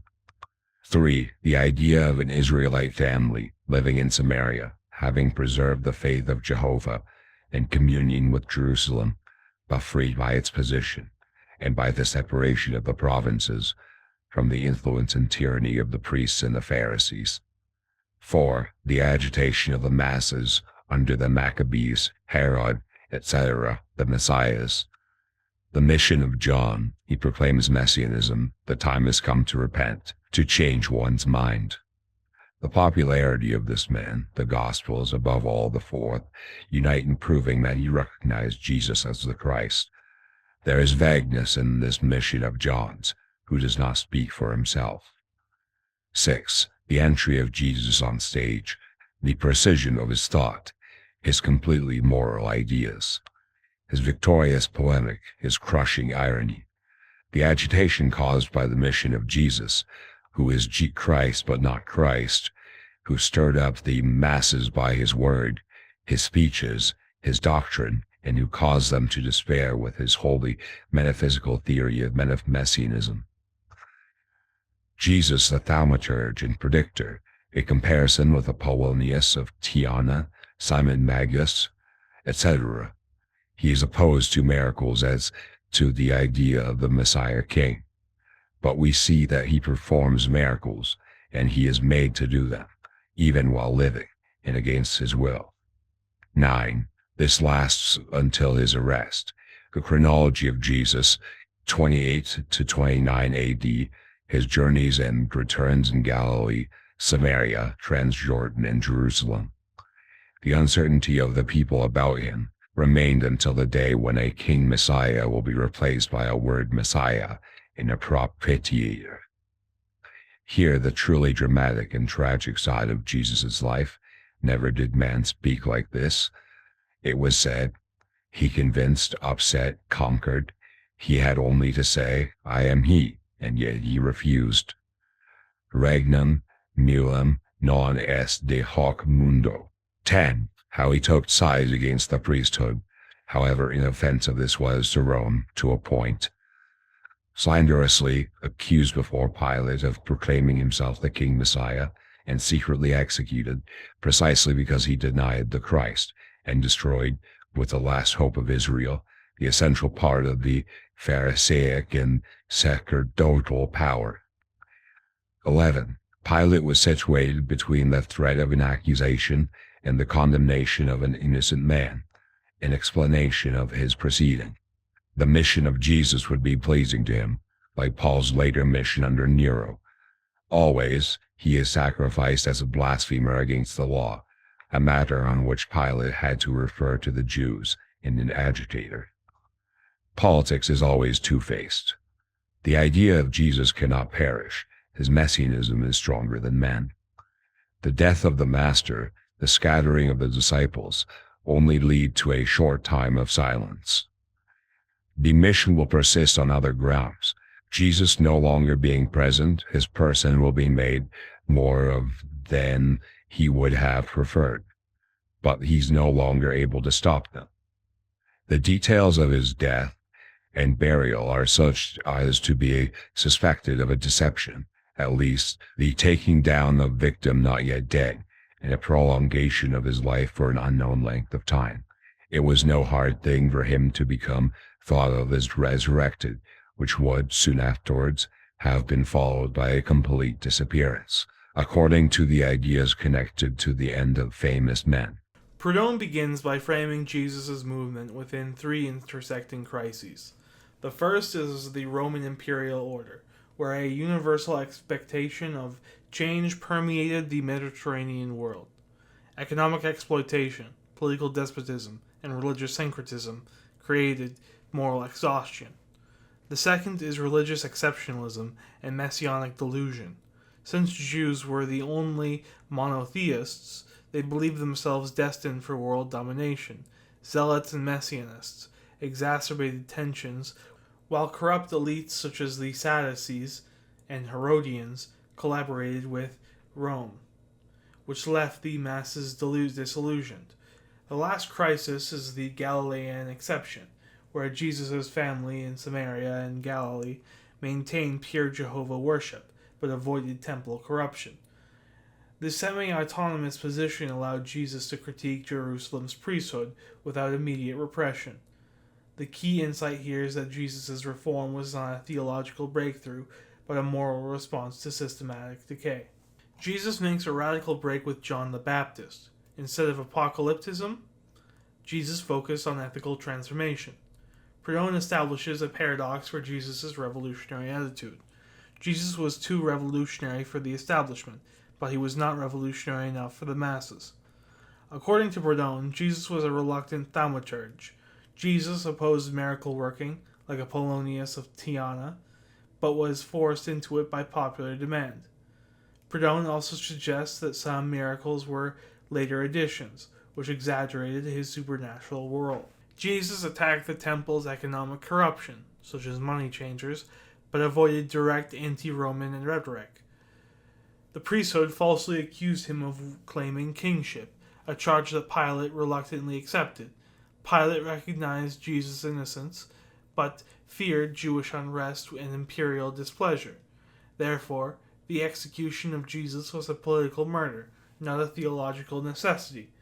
Therefore, The key point here is that Jesus did not die for humanity's sins, but because he threatened the priestly Roman collusion. Proudhon suggests that the resurrection could have been a survival of crucifixion, something he will explain further towards the end of the book. Proudhon hints that Jesus may not have died immediately on the cross. This is because Roman crucifixions were slow and victims were sometimes taken down alive. A brief reappearance could explain resurrection accounts before his final disappearance. This, of course, would inevitably be mythologized, since with Jesus gone, his followers would begin to exaggerate his divinity, which was contrary to his own wishes. Therefore, Pauline Christianity triumphed by merging the ethics of Jesus with Hellenistic mystery cults. This leads to a historical irony that the anti-dogmatic Jesus became the center of a new dogma. 2. The Acts of the Apostles, the Constitution of the Church, dogmatic conciliations, the bishopric, the communism, the new writings, Gospels, Epistles, Acts, Revelation, etc., Jesus, Messiah, Logos, and ultimately God. Peter, Paul, James, John, Jerusalem and Rome, the Jews and the Gentiles, Gnosticism, the spirituals or spirituesia, and the psychics. Here, Proudhon identifies the Book of Acts as documenting the crucial pivot point where the spontaneous and anti-hierarchical movement of Jesus becomes formalized through organizational structures like the bishopric, economic arrangements such as early Christian communism, and canonical literature production such as the Gospels and the Epistles.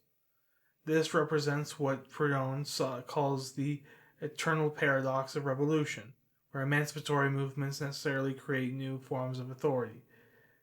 The constitution of the Church marks the victory of administration over charisma. The history of Jesus and of the first moments of Christianity is a problem which historians are not even close to explaining. After the prophecies, miracles, and apparitions have been explained, after the contradictions between the Gospels have been spread out, and myth and superstition have been invoked, etc., we have only made the fog thicker, and not a spark of light has been produced. The founder remains unknown, yet as certain as it is that Christianity, the product of the human, collective, and universal mind, has much here as in every human production, be it morality, politics, or religion. Yet individual initiative is a necessary part of it. There are always necessarily one or more individualities whose action, successive or frequent, directs the movement.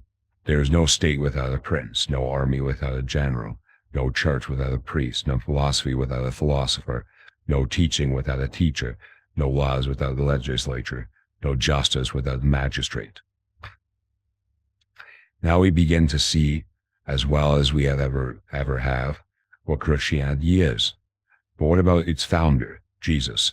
From this perspective, we know nothing, absolutely nothing. Jesus is an individuality to be rediscovered, restored, almost remade. So much has he been dissipated and pulverized by the very religion he authored. To reestablish this great figure in his human truth and the reality of his work is today a task of the first necessity, and the time comes when Jesus, thus represented to the public, will obtain a success equal to that which he met with 1,830 years ago in the fields of Galilee.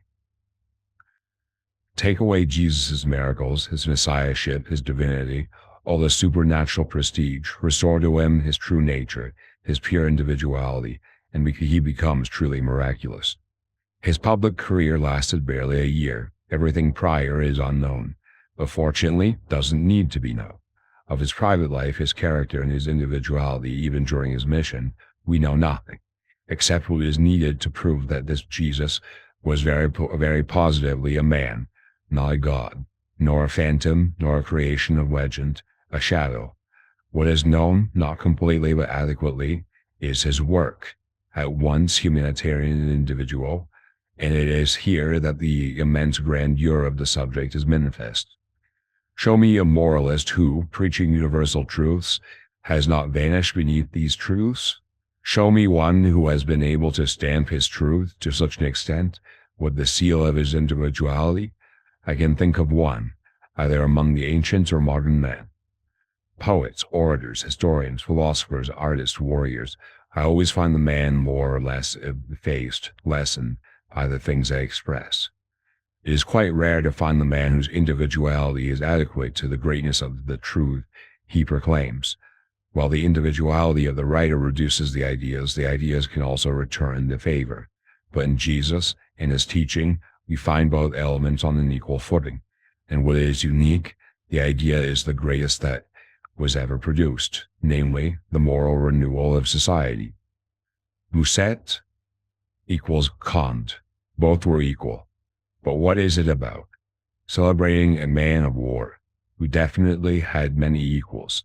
For, by according first ranked to Kant among captains, we must agree that he had models, at least, Alexander, Hannibal, Scipio, Caesar, Frederick II, Gustave Adolphe, Turenne. But what is the funeral oration of Kant in comparison with the messianic work? The same Bossuet wrote a description of universal history. Was he equal to his subject? Of course not. He did well in 100 places, but he was unable to convey 1/100th part of its magnitude. He astonished the readers of his day, but know how meager his discourses seem to us today. Racine fashioned some splendid tragedies. In Britannicus, Phaedra, Athalie, he was equal to his subject. He has quite ably imported into our poetic language the beauty of the Bible, that of the Greeks and the Latins. But what is the translation of ideas from one language to another compared to social renewal? What is the fundamental idea of Britannicus, Phaedra, or Athalie next to the religious tragedy initiated by Jesus? Homer was the equal of his subjects, the victory of Europe over Asia, Greek nationality, the confederation of the Hellenes. But what is that next to the great humanitarian unity to be forged? Virgil sang this new order of things, the messianic reign. He remained above his idea, such that, as a poet, as an artist, he was equal at least to Homer.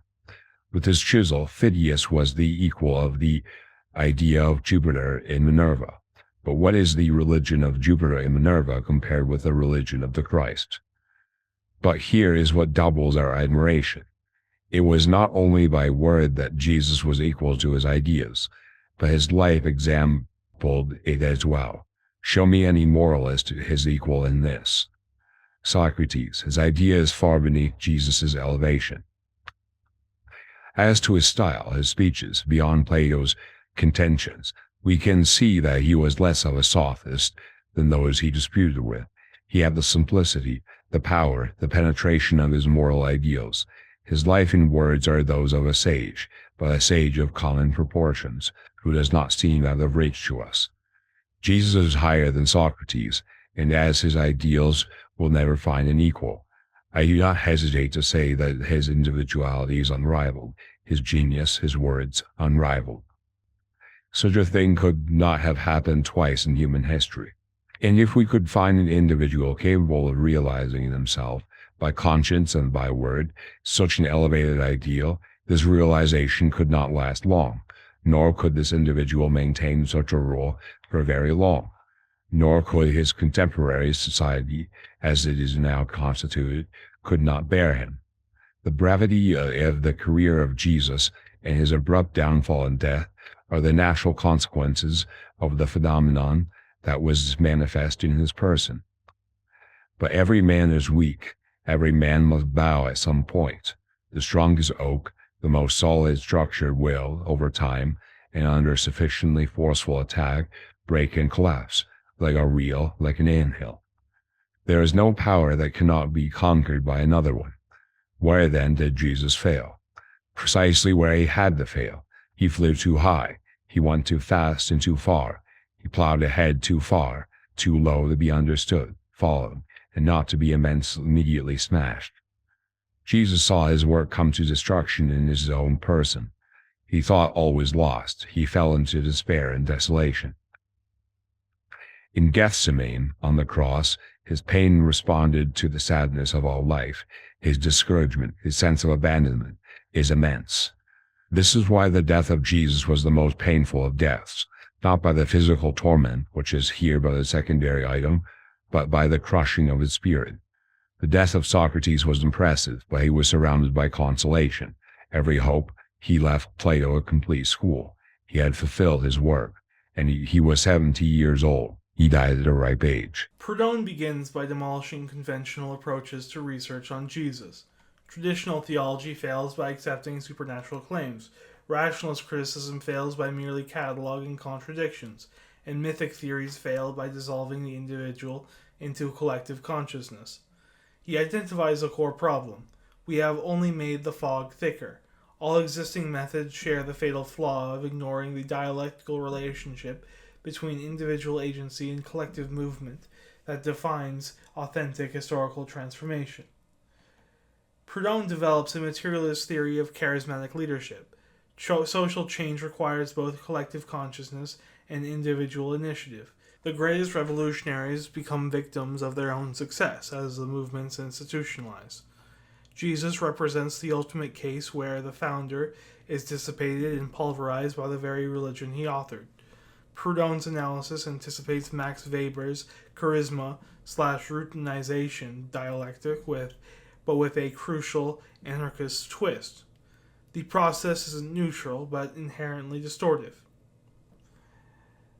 Through a brilliant comparative analysis, Proudhon demonstrates the uniqueness of Jesus. Literary figures such as Bossuet, Racine were limited by their mediums. Military leaders like Conde and Alexander were constrained by temporal power.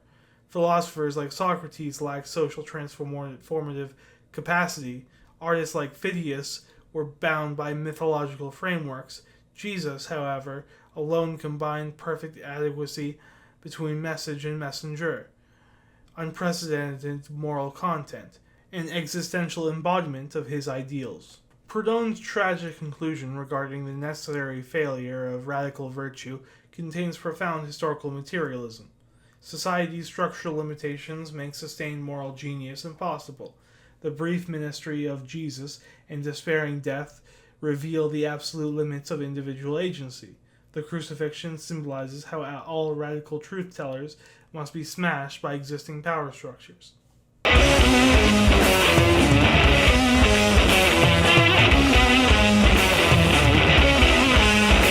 1. Jesus appears in the Gospels as a paradoxical character. He is made to call himself the Son of God, Messiah, or Christ, and also to deny that he was any of these, to do miracles, and to refuse to do miracles, etc. Jesus as Messiah cannot say, "Who set me as a judge over you?" He is judge and sovereign. He cannot say, "Render unto Caesar," etc. He is, for the Jewish people, greater than Caesar. And this response is incongruous. It reveals imposture and powerlessness. He cannot say to the adulteress, "None have condemned you, neither do I condemn you." He must make judgments. All this is incoherent. The Church explains all this as best as it can, saying, 1. That the Messiah has no temporal role, only a supernatural one. 2. That he did not touch the established powers. 3. That he gave an example of submission to them. 4. That his role being completely religious and transcendental, his authority is entirely moral. 5. That he had every right to play the ruler, since he was God, but that he was right not to do it, etc. Jesus as God dominated society. As man, he falls within society, God and man. He came to redeem society, to reform it, and to give it an example of submission. This explanation will not satisfy a rationalist. This figure of Jesus must be decoupled, and only half retained. But Renan was unable to do this. This passage presents Proudhon's incisive critique of the logical contradictions embedded in the gospel portrayal of Jesus, exposing the irreconcilable tension between the political expectations of the Messiah and the ethical mission of the historical Jesus. Proudhon dismantles the theological harmonizations of the Church and challenges rationalist historians, like Renan, to confront the fundamental incoherence of the Jesus tradition. As Messiah, Jesus would necessarily be the sovereign judge of Israel. However, he refuses to arbitrate disputes. Luke 12:14, "Who sent me as a judge over you?" Therefore, Jesus is either not the Messiah, or he is abdicating his role. Both of these possibilities undermine the claims of the Church. The Messiah was also expected to purge Israel of sin, as we read in Malachi 3, 1-5. Yet Jesus tells the adulteress in John 8:11, "Neither do I condemn you." Therefore, if Jesus is the divine judge, his refusal to condemn is a failure of justice. This, therefore, means that Jesus is merely a moral teacher or a moral coward. Ernst Renan created a historical Jesus by stripping away the miracles and keeping his moral teachings. Proudhon argues that this leaves a half-formed figure, neither fully human nor divine, neither revolutionary nor quietist. Proudhon's alternative is an anti-messianic moralist who rejects political kingship contra the Zealots, rejects temple authority contra the Sadducees, and preached a radical ethics of conscience which was beyond Mosaic law. I conclude that at least half of the deeds and sayings attributed to Jesus cannot have originated with him, since they are from a God. This elimination accomplished, can we accept, as an authentic fact in the life of a man, the part reversed as purely human? To this I respond, yes, provided that the personage who results from this procedure is coherent, that it agrees with the general, known, and authentic facts, and that at last the formation of this double personage and his contradictions will be comprehensible. This does not seem impossible to me. Jesus refused to perform miracles. He is a man. He feels like a human only, and he is no impostor. Jesus forbids any talk of himself as a Messiah, since he does not believe himself to be the Messiah, and he is sincere. Jesus claims that Messianism is something very different from what is commonly believed, that he is an anti-Messiah. If Jesus is an anti-Messiah, he cannot be a true millenarian. Whatever he said and foresaw relating to a social revolution was distorted by others and turned into a sense that was not his own. His disciples, as much as the Pharisees, full of admiration for his doctrine and character, are scandalized, displeased with his anti-messianic declarations. They misunderstand him, once again proof that Jesus directly confronted the common beliefs. This lack of comprehension of the disciples lasted until the death of Jesus, a proof that, during his whole life, Jesus remained outside the circle of opinion. Later on, the disciples finally understood him. It was the resurrection that broke the seal on their eyes. But how did they come to understand him? A little less poorly than before. In effect, we shall not admit that Jesus, God made man and Redeemer, as believed by the Church, must be the result of a true understanding. The disciples simply modified their opinions on the Messiah.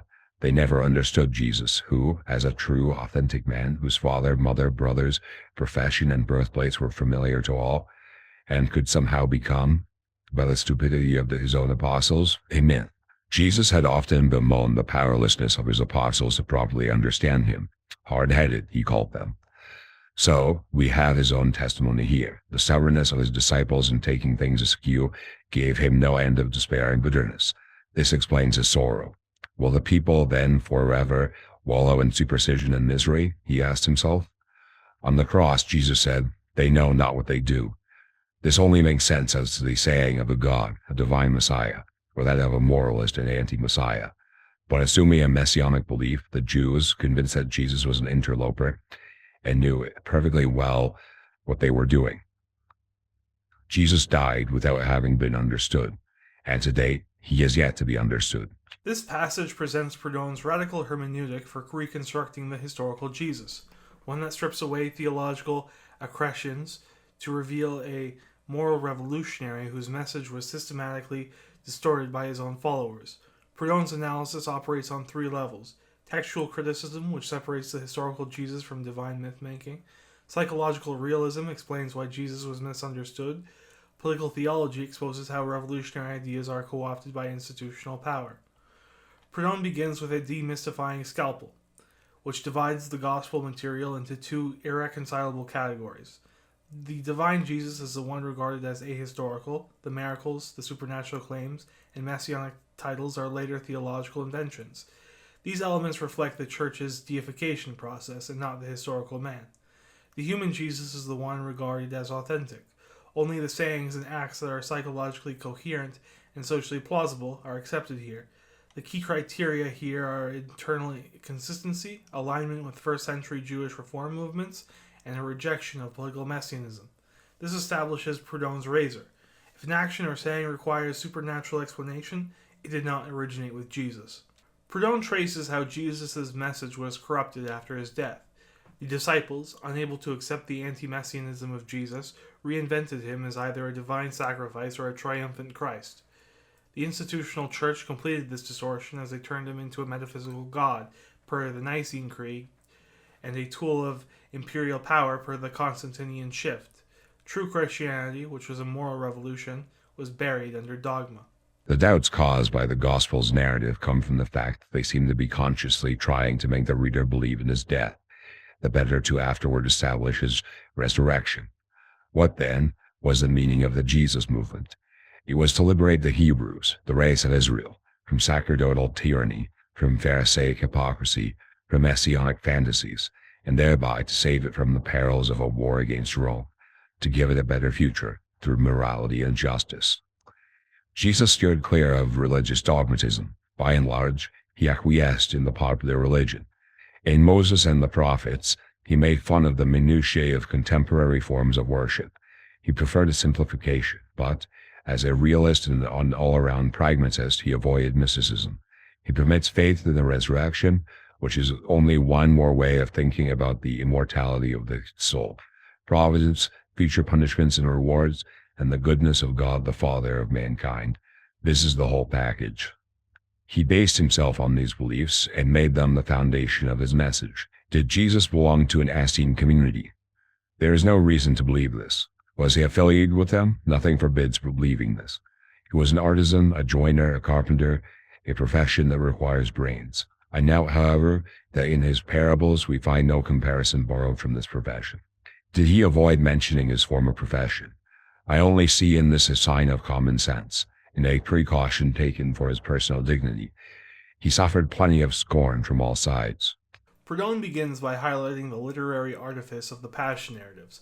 The Gospels overemphasize Jesus' death to heighten the miracle of resurrection. This serves a dogmatic purpose, which serves to prove the divinity of Jesus rather than the historical accuracy of it. The resurrection account is also too neat, which suggests retroactive myth-making. Proudhon, therefore, implies that if Jesus didn't die on the cross, then the resurrection story collapses. For Proudhon, Jesus was not a mystic or an Essene, as he avoided asceticism and focused on ethical practice and not ritual purity. Jesus was neither a Pharisee nor an Essene, but rather a moral pragmatist who cut through dogma. Despite being a woodworker, Jesus never uses tools, constructions, or craftsmanship in his analogy. The possible reasons for this is that he wanted to avoid class stigma or to reject his past in favor of preaching. Jesus had to navigate social hierarchies. His strategic self-presentation reveals his realism. Jesus speaks always by parables or fables. His historians said that this was to keep the vulgar from understanding him, but that is quite simply absurd. Jesus made considerable efforts to get his hearers to understand abstract ideas. Language did not lend itself to this task. This abstraction consisted in that the Messiah was not a man, but a moral reform. That fact could not manage to find its way into the heads of his hearers, and it is a real torture to see Jesus trying so hard to get his message across. A superior man of high reason, speaking to such simpletons, he was patient with their stupidity, and they failed to understand him. Et sui eum non comprehenderunt. This was the true passion. For lack of comprehension, he addressed himself to their hearts. Then he bewitched them, and they made him their God. Jesus' true passion was not the crucifixion, but rather the agony of being misconstrued. His audience reduced his parables to earthly kingdom analogies, missing the moral dimension. For Proudhon, this is the true tragedy of Christ. Jesus appealed to the emotion of his believers to be understood, but he bewitched them, and in turn, he became their God. 2. Law and reason are not the only infallible criteria for judging the acts and thoughts of men. They are the most powerful means to ascertaining information and historical facts.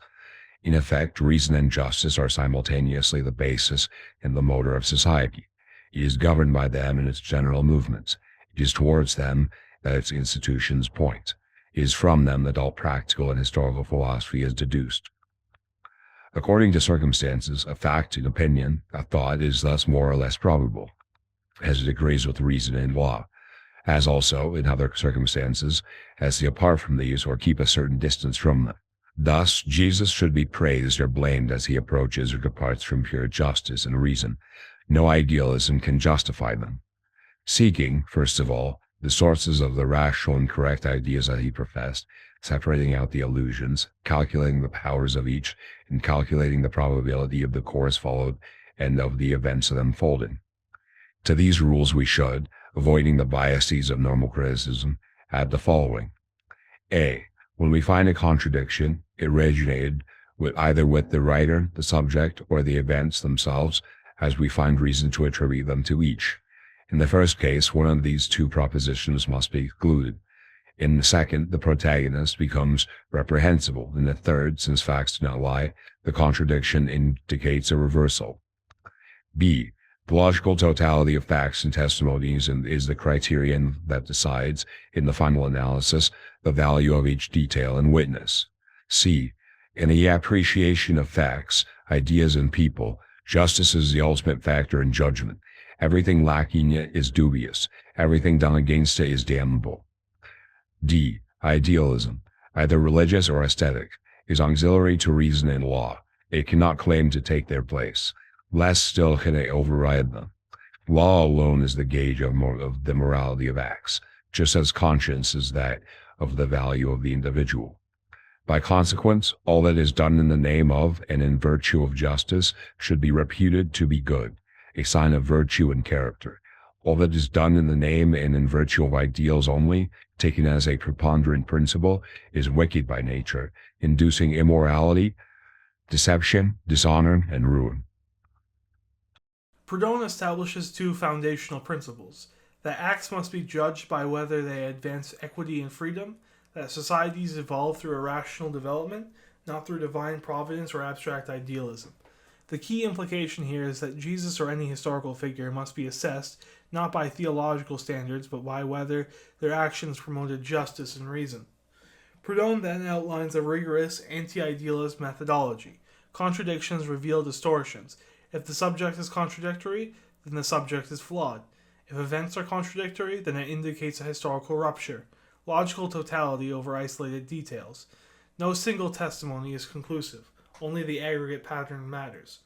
The Gospel's resurrection narratives are contradictory, but the ethical core remains, which suggests that the moral teachings are more authentic than the supernatural claims.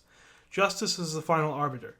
Any act that violates justice is historically damnable, regardless of any divine sanction. The rejection of idealism, religious and aesthetic idealism, are secondary to material justice. For Proudhon, history is ultimately judged by the common people, which means historical acts must conform to reason and justice. Proudhon establishes mutualist ethics as sovereign, where only natural law matters.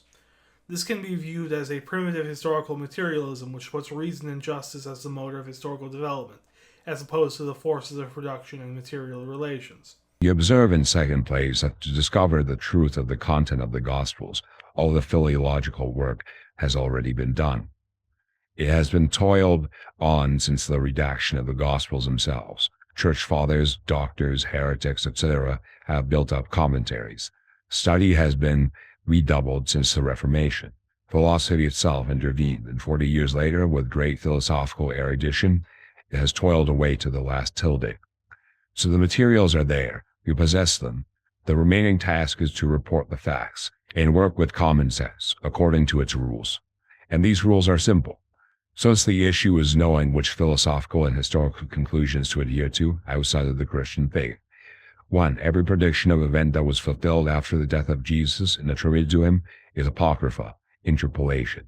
2. Every allusion to later facts, affairs, opinions, discussions, or disputes is interpolated. 3. Every miracle is presumed to be interpolated, or at least considered false.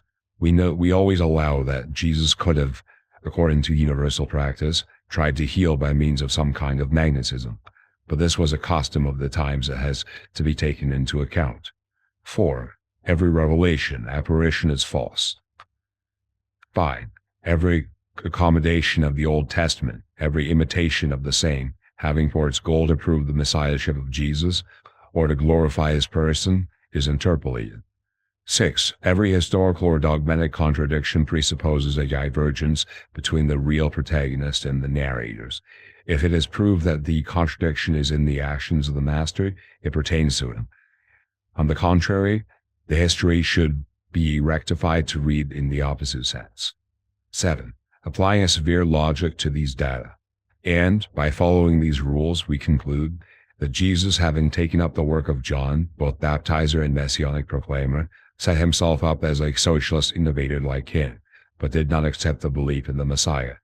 That, in his heart of hearts, he was of the party of Hilo, who reduced the Messiah to a myth, to a moral and social reformation, that he did not have any idea of an abrogation of Jewish worship, but only a simplification and purification, that he was no more eager to refine religion than to theologize, that he was a seeker of justice and not an idealist, that justice was not confounded with charity by him, that his own opinion about himself was that he was neither Messiah, nor son of David, nor son of God, nor word, nor incarnation, nor prophet, nor thaumaturge, but simply and modestly rabbi.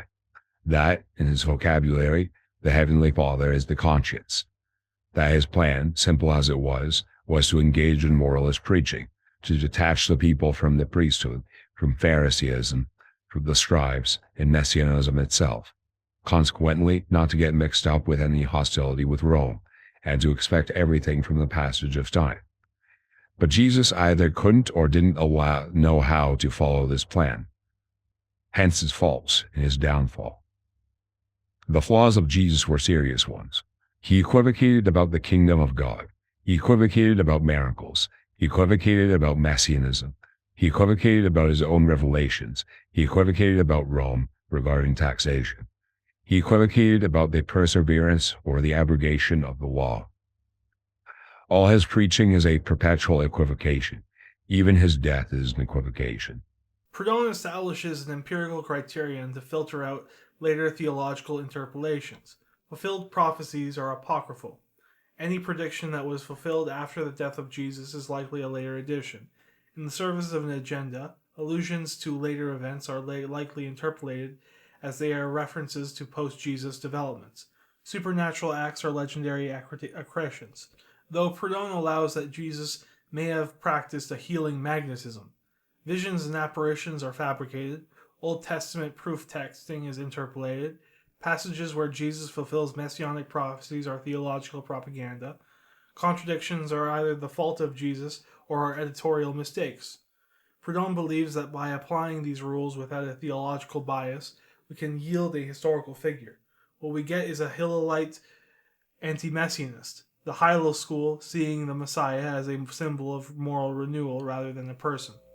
All these equivocations originated in the tensions between secret opinions Jesus held, acknowledged from time to time, and the popular beliefs that he had to handle carefully. Thus, because he claimed that the Messiah is justice and charity, and that he taught the true messianism by denying the Messiah, he ended up leading his followers to believe that he personally was the Messiah, an incarnation. His figurative language tends to this end. Thus, he leads one to think that he was in personal communion with the Father, when he only referred to the promptings of conscience, etc. This system of cautious dealing, of suggestion, of equivocation, is a major failing of Jesus. Why go backward after having made this great step, following Hilo, that messianism equals justice? Why not simply state and repeat modestly in Hilo's footsteps and those of Gamaliel and others? I am not the Messiah. I am not the prophet. I am not the Son of God.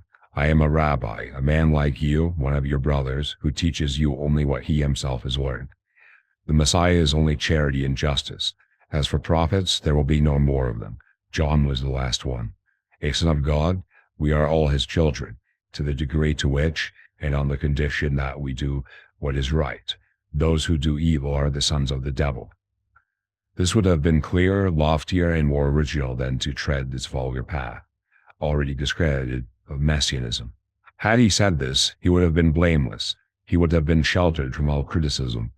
He would have had nothing to fear from Rome, nor the Herods. He could have defied the priests and the mob of the scribes and the Pharisees.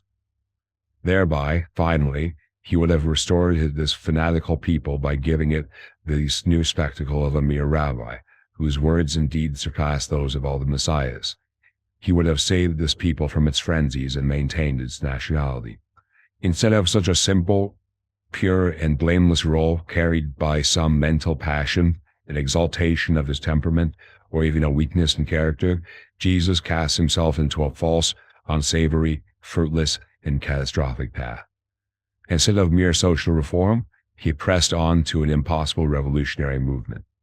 He became guilty of a usurpation of titles and, by affectation, of a popular dictatorship. He opened his flank to denunciation and failed to persuade Pilate. He attacked Mosaicism in its essence, by his boasting about the temple, etc. Proudhon said that Mosaicism was already over. But this is false, completely false. Mosaicism remains still. It is just as lively as Christianity is. It has been modified, but not entirely or essentially transformed. It has magnificent temples in Frankfurt, Cologne, and elsewhere, synagogues everywhere. It is supported by the state in France, and the nation was never as strong, numerous, rich, or free as it is now. Here, Proudhon criticizes Jesus for not being clear enough in allowing his teachings to be co-opted. Jesus should have rejected all hierarchical titles. He should have made ethics and not persons or institutions the focus. The result here would have been no conflict with Rome, since he claims no kingship, no threat to the priesthood, since he claims no divine authority, and what would be left would be a moral movement uncorrupted by messianic delusions. Judging Christianity from the philosophical point of view, this religion, born from the failings of Jesus, for it would not have been instituted without them, without a demigod, a redeemer and Messiah. I add that after 1830, now that the French Revolution outflanks it on all sides, it has been at least useless, that it has produced more evil than good. And since all of it is to be done away with, as reason now proclaims, that nothing like it need ever have existed. So Jesus has much to answer for, in the face of history. Of him we can say that, judged from a secular standpoint, by history and posterity, he is and was guilty. From the view of history and posterity, it was right to punish him. The ordeal of Golgotha should be erased from the Jewish nation's and humanity's lists of misdeeds. I have said that the death of Jesus was itself an equivocation. Indeed, we cannot even affirm that he died, and it's even unlikely. With this judgment on the career of the self-styled Christ, it remains for us to examine the man from the inside, his personality, his morals, and his words. Setting aside the equivocations, Jesus is one of the more original intelligences that the world has seen. He was a very ingenious, spiritual, ironic, vehement, and tender composer of fables or parables. The conscience of Jesus is lofty. He was, according to me, a true seeker of justice, not an idealist or a refined pietist. With this lofty conscience, Jesus reunited contradictory qualities, by turns severe and indulgent, menacing and tender, implacable and consoling, gentle with children, women, the weak, merciful and compassionate. Nothing like a Celadon or a Tircis, as Renan depicts him. In his mind, the poetic talent, eloquence, etc., was as elevated as his conscience was. But his character was weak. It is evident that he let himself be led by his own movement. Instead of holding the rudder steady without fail, we see that his reason told him one thing, and that he did or allowed something else to be done or said in his name. Prudence and strength failed him. Here, Proudhon says that Jesus is ultimately guilty for creating a dogma that caused more harm than good. The dogma of Christianity was not just flawed, but entirely unnecessary. It was inevitable that Roman slavery would have fallen sooner or later. It was the ambiguities of Jesus that enabled Christian dogma. Therefore, his failure to prevent his deification makes him responsible for its consequences. Proudhon argues that the French Revolution outflanked Christianity by replacing theological dogma with human reason and the advancement of secular justice beyond religious charity. Here, Proudhon judges Christianity not as a theologian, but as a materialist philosopher. Proudhon also doubts the crucifixion narrative, suggesting that Jesus may have survived. This is what we'll address for the last part of the video.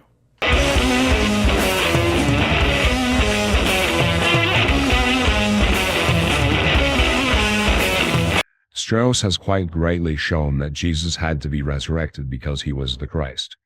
But since his messiahship was only recognized after his mission had ended, the question is one of knowing whether he was declared Messiah by reason of his resurrection or vice versa. After the flash he made, and the talk of his doctrine, the shaking of so many minds, the disposition of the disciples, it is evident that if something like the events of the day after Passover happened to him, then the disciples could hesitate no longer, and that he was the Messiah. And yet, Jesus did not say that he was the Messiah. He taught with Hilo that the true messianism was reformation.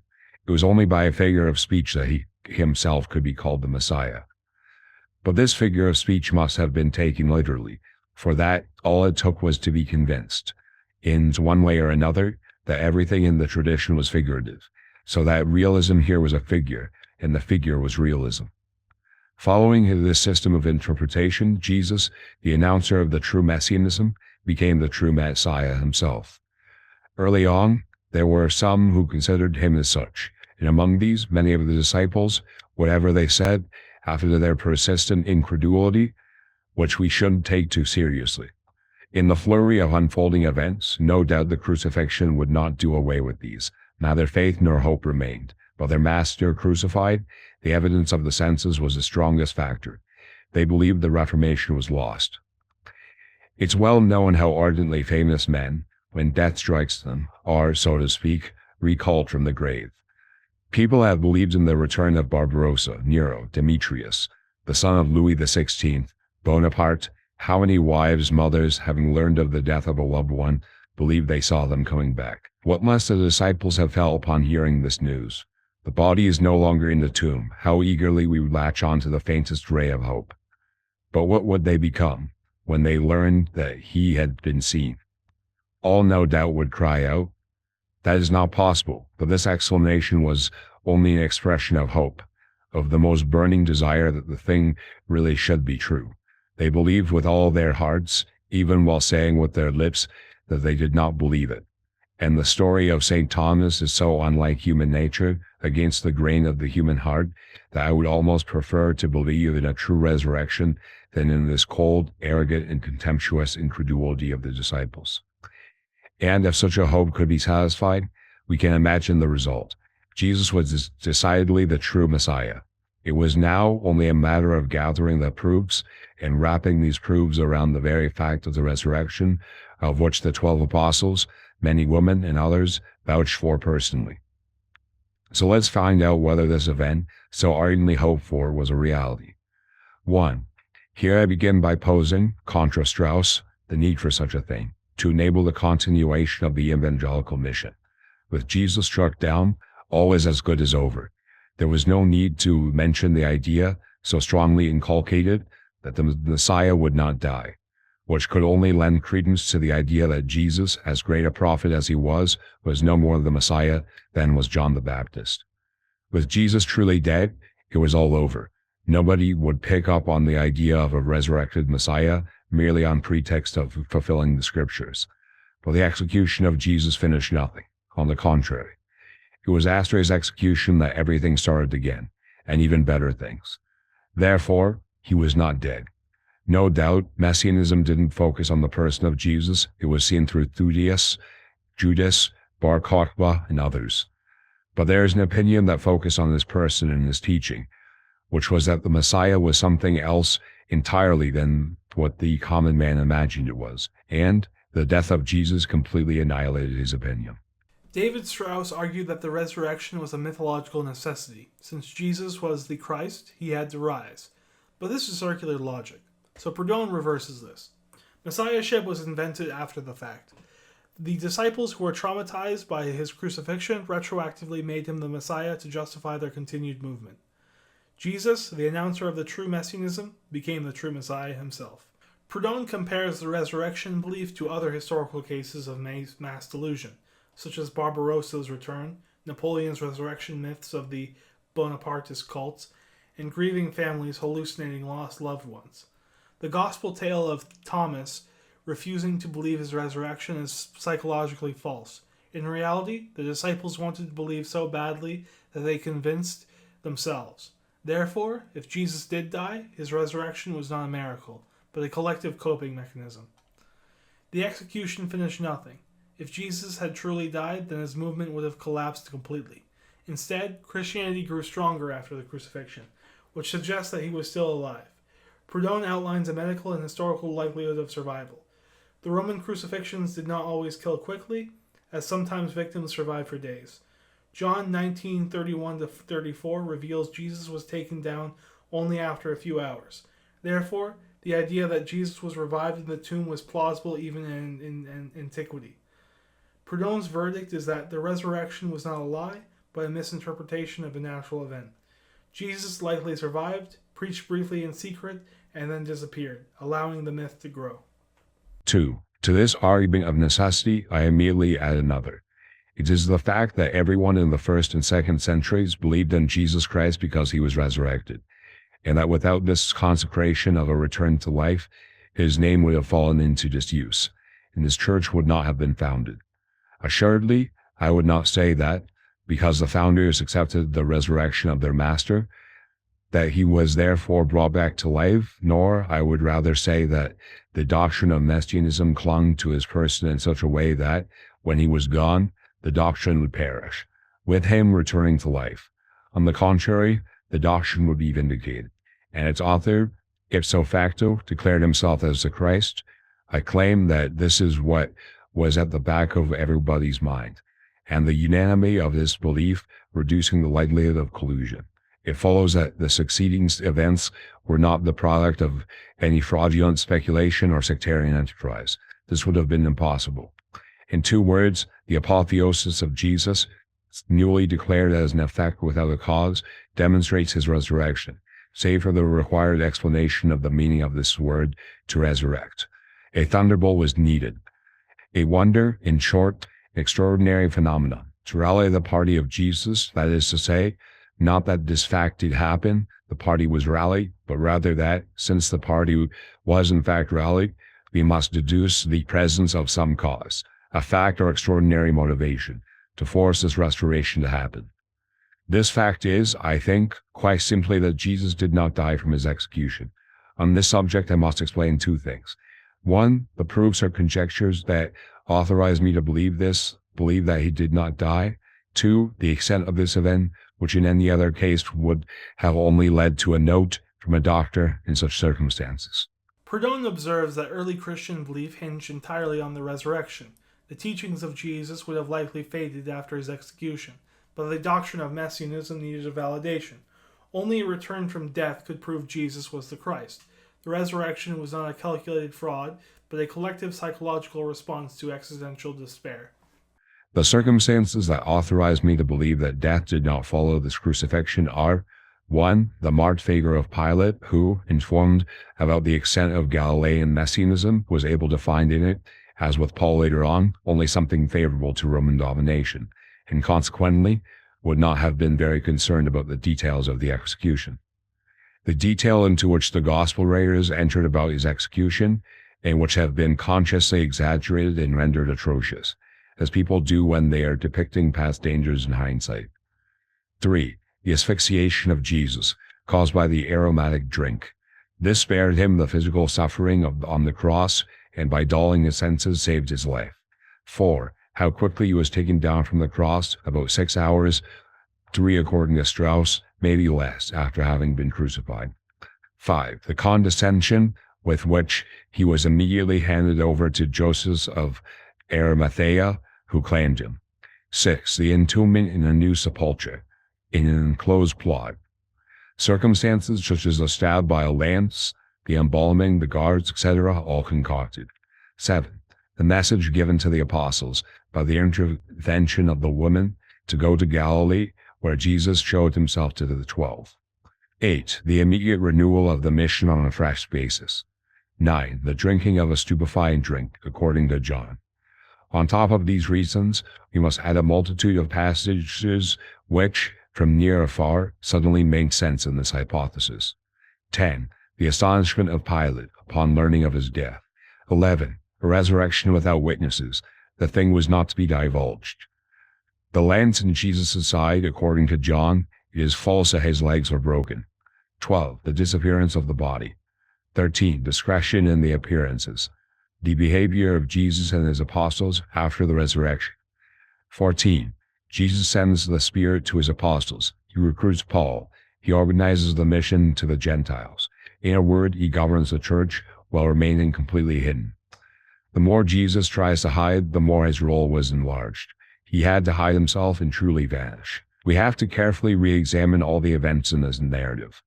There are meaningless parts of Scripture which become understandable in this hypothesis, such as the story of the guards who were posted, then corrupted, etc. Everyone is mystified on this point, the Jews, the disciples, Pilate, etc. With Jesus not being dead, it remains to be seen what would become of this fact in the thinking of his disciples. Death was indistinguishable from a coma. There was, in any case, a providential miracle.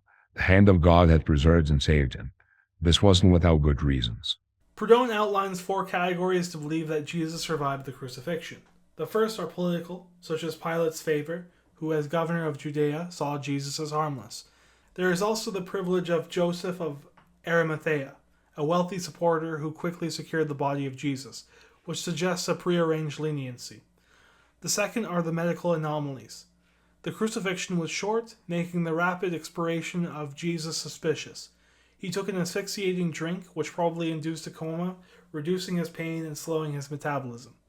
The blood and water of the lance wound could indicate traumatic shock rather than post-mortem fluid. The third category is textual inconsistencies regarding the burial of Jesus. Mark and Matthew suggest Jesus is hastily buried by Joseph, and John depicts Nicodemus bringing 75 pounds of spices, which is implausible for a criminal's corpse. The fourth category is the post-crucifixion behavior. According to Matthew 28:16-17, Jesus meets the disciples privately in Galilee, not publicly in Jerusalem. He disappeared after 40 days, which is consistent with a dying man retreating into obscurity. Therefore, Proudhon's verdict is that Jesus was taken down alive. The crucifixion was botched or abbreviated. Before we wrap this thing up, I want to give some insight into why I believe the Rastafari sect is the closest to conforming with Jesus' teachings, although they still held to a human Messiah concept.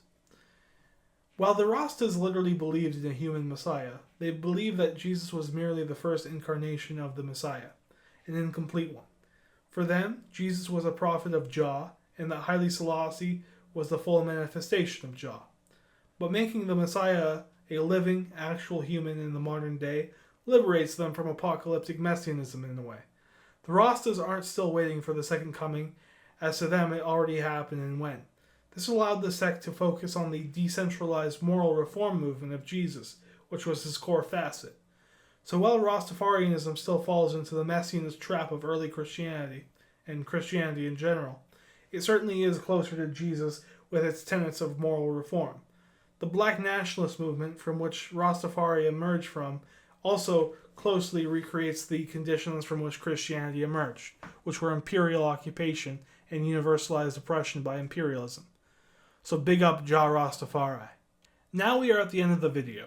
I hope you enjoyed this deep dive into the historical and religious figure of Jesus Christ as presented by Proudhon. I would like to bring attention to my Patreon, which you can find in the description.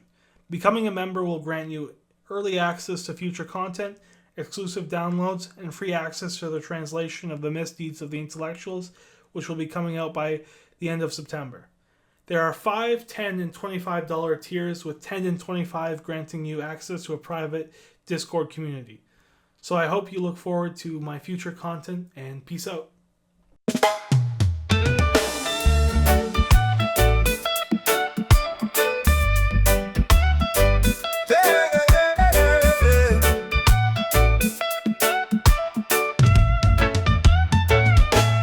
Babylon system, a wicked oppression, run by the bankers with them greedy possession. But Proudhon rise up a true anarchist sage, say property is theft in this righteous age. Oh Proudhon dread, oh yeah, fight the system in your head. Oh yeah, mutually, that are the way. No big boss man, we're free today. Them want to control with them laws and them crown, but the people them hungry, the people them down. Proud and chat, go to the state. In a federation, don't hesitate. No king, no queen, no Babylon scheme. Workers unite, live up your dream. From France to yard, the message spread. Capitalism soon for dead. Oh, Proudhon dread. Oh yeah, fight the system in your head. Oh yeah, mutual aid, out of the way. No big boss man, we're free today. Them try to fight with them class and them war, but Proudhon show we're worth much more. Bankers are vampires, suck the people dry. Time for rise up, reach up high. So hail up the worker, hail up the land. No more chains, power we on. Proudhon vision, bright like the sun. Anarchy, love for everyone. Property is robbery, but corporation is liberty.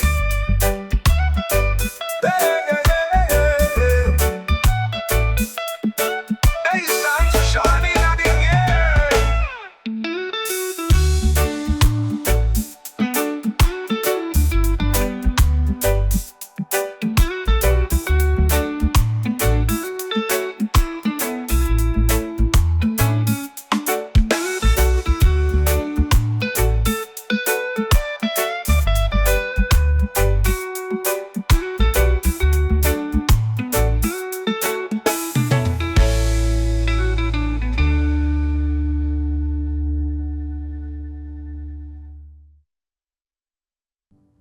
I've seen things you people wouldn't believe.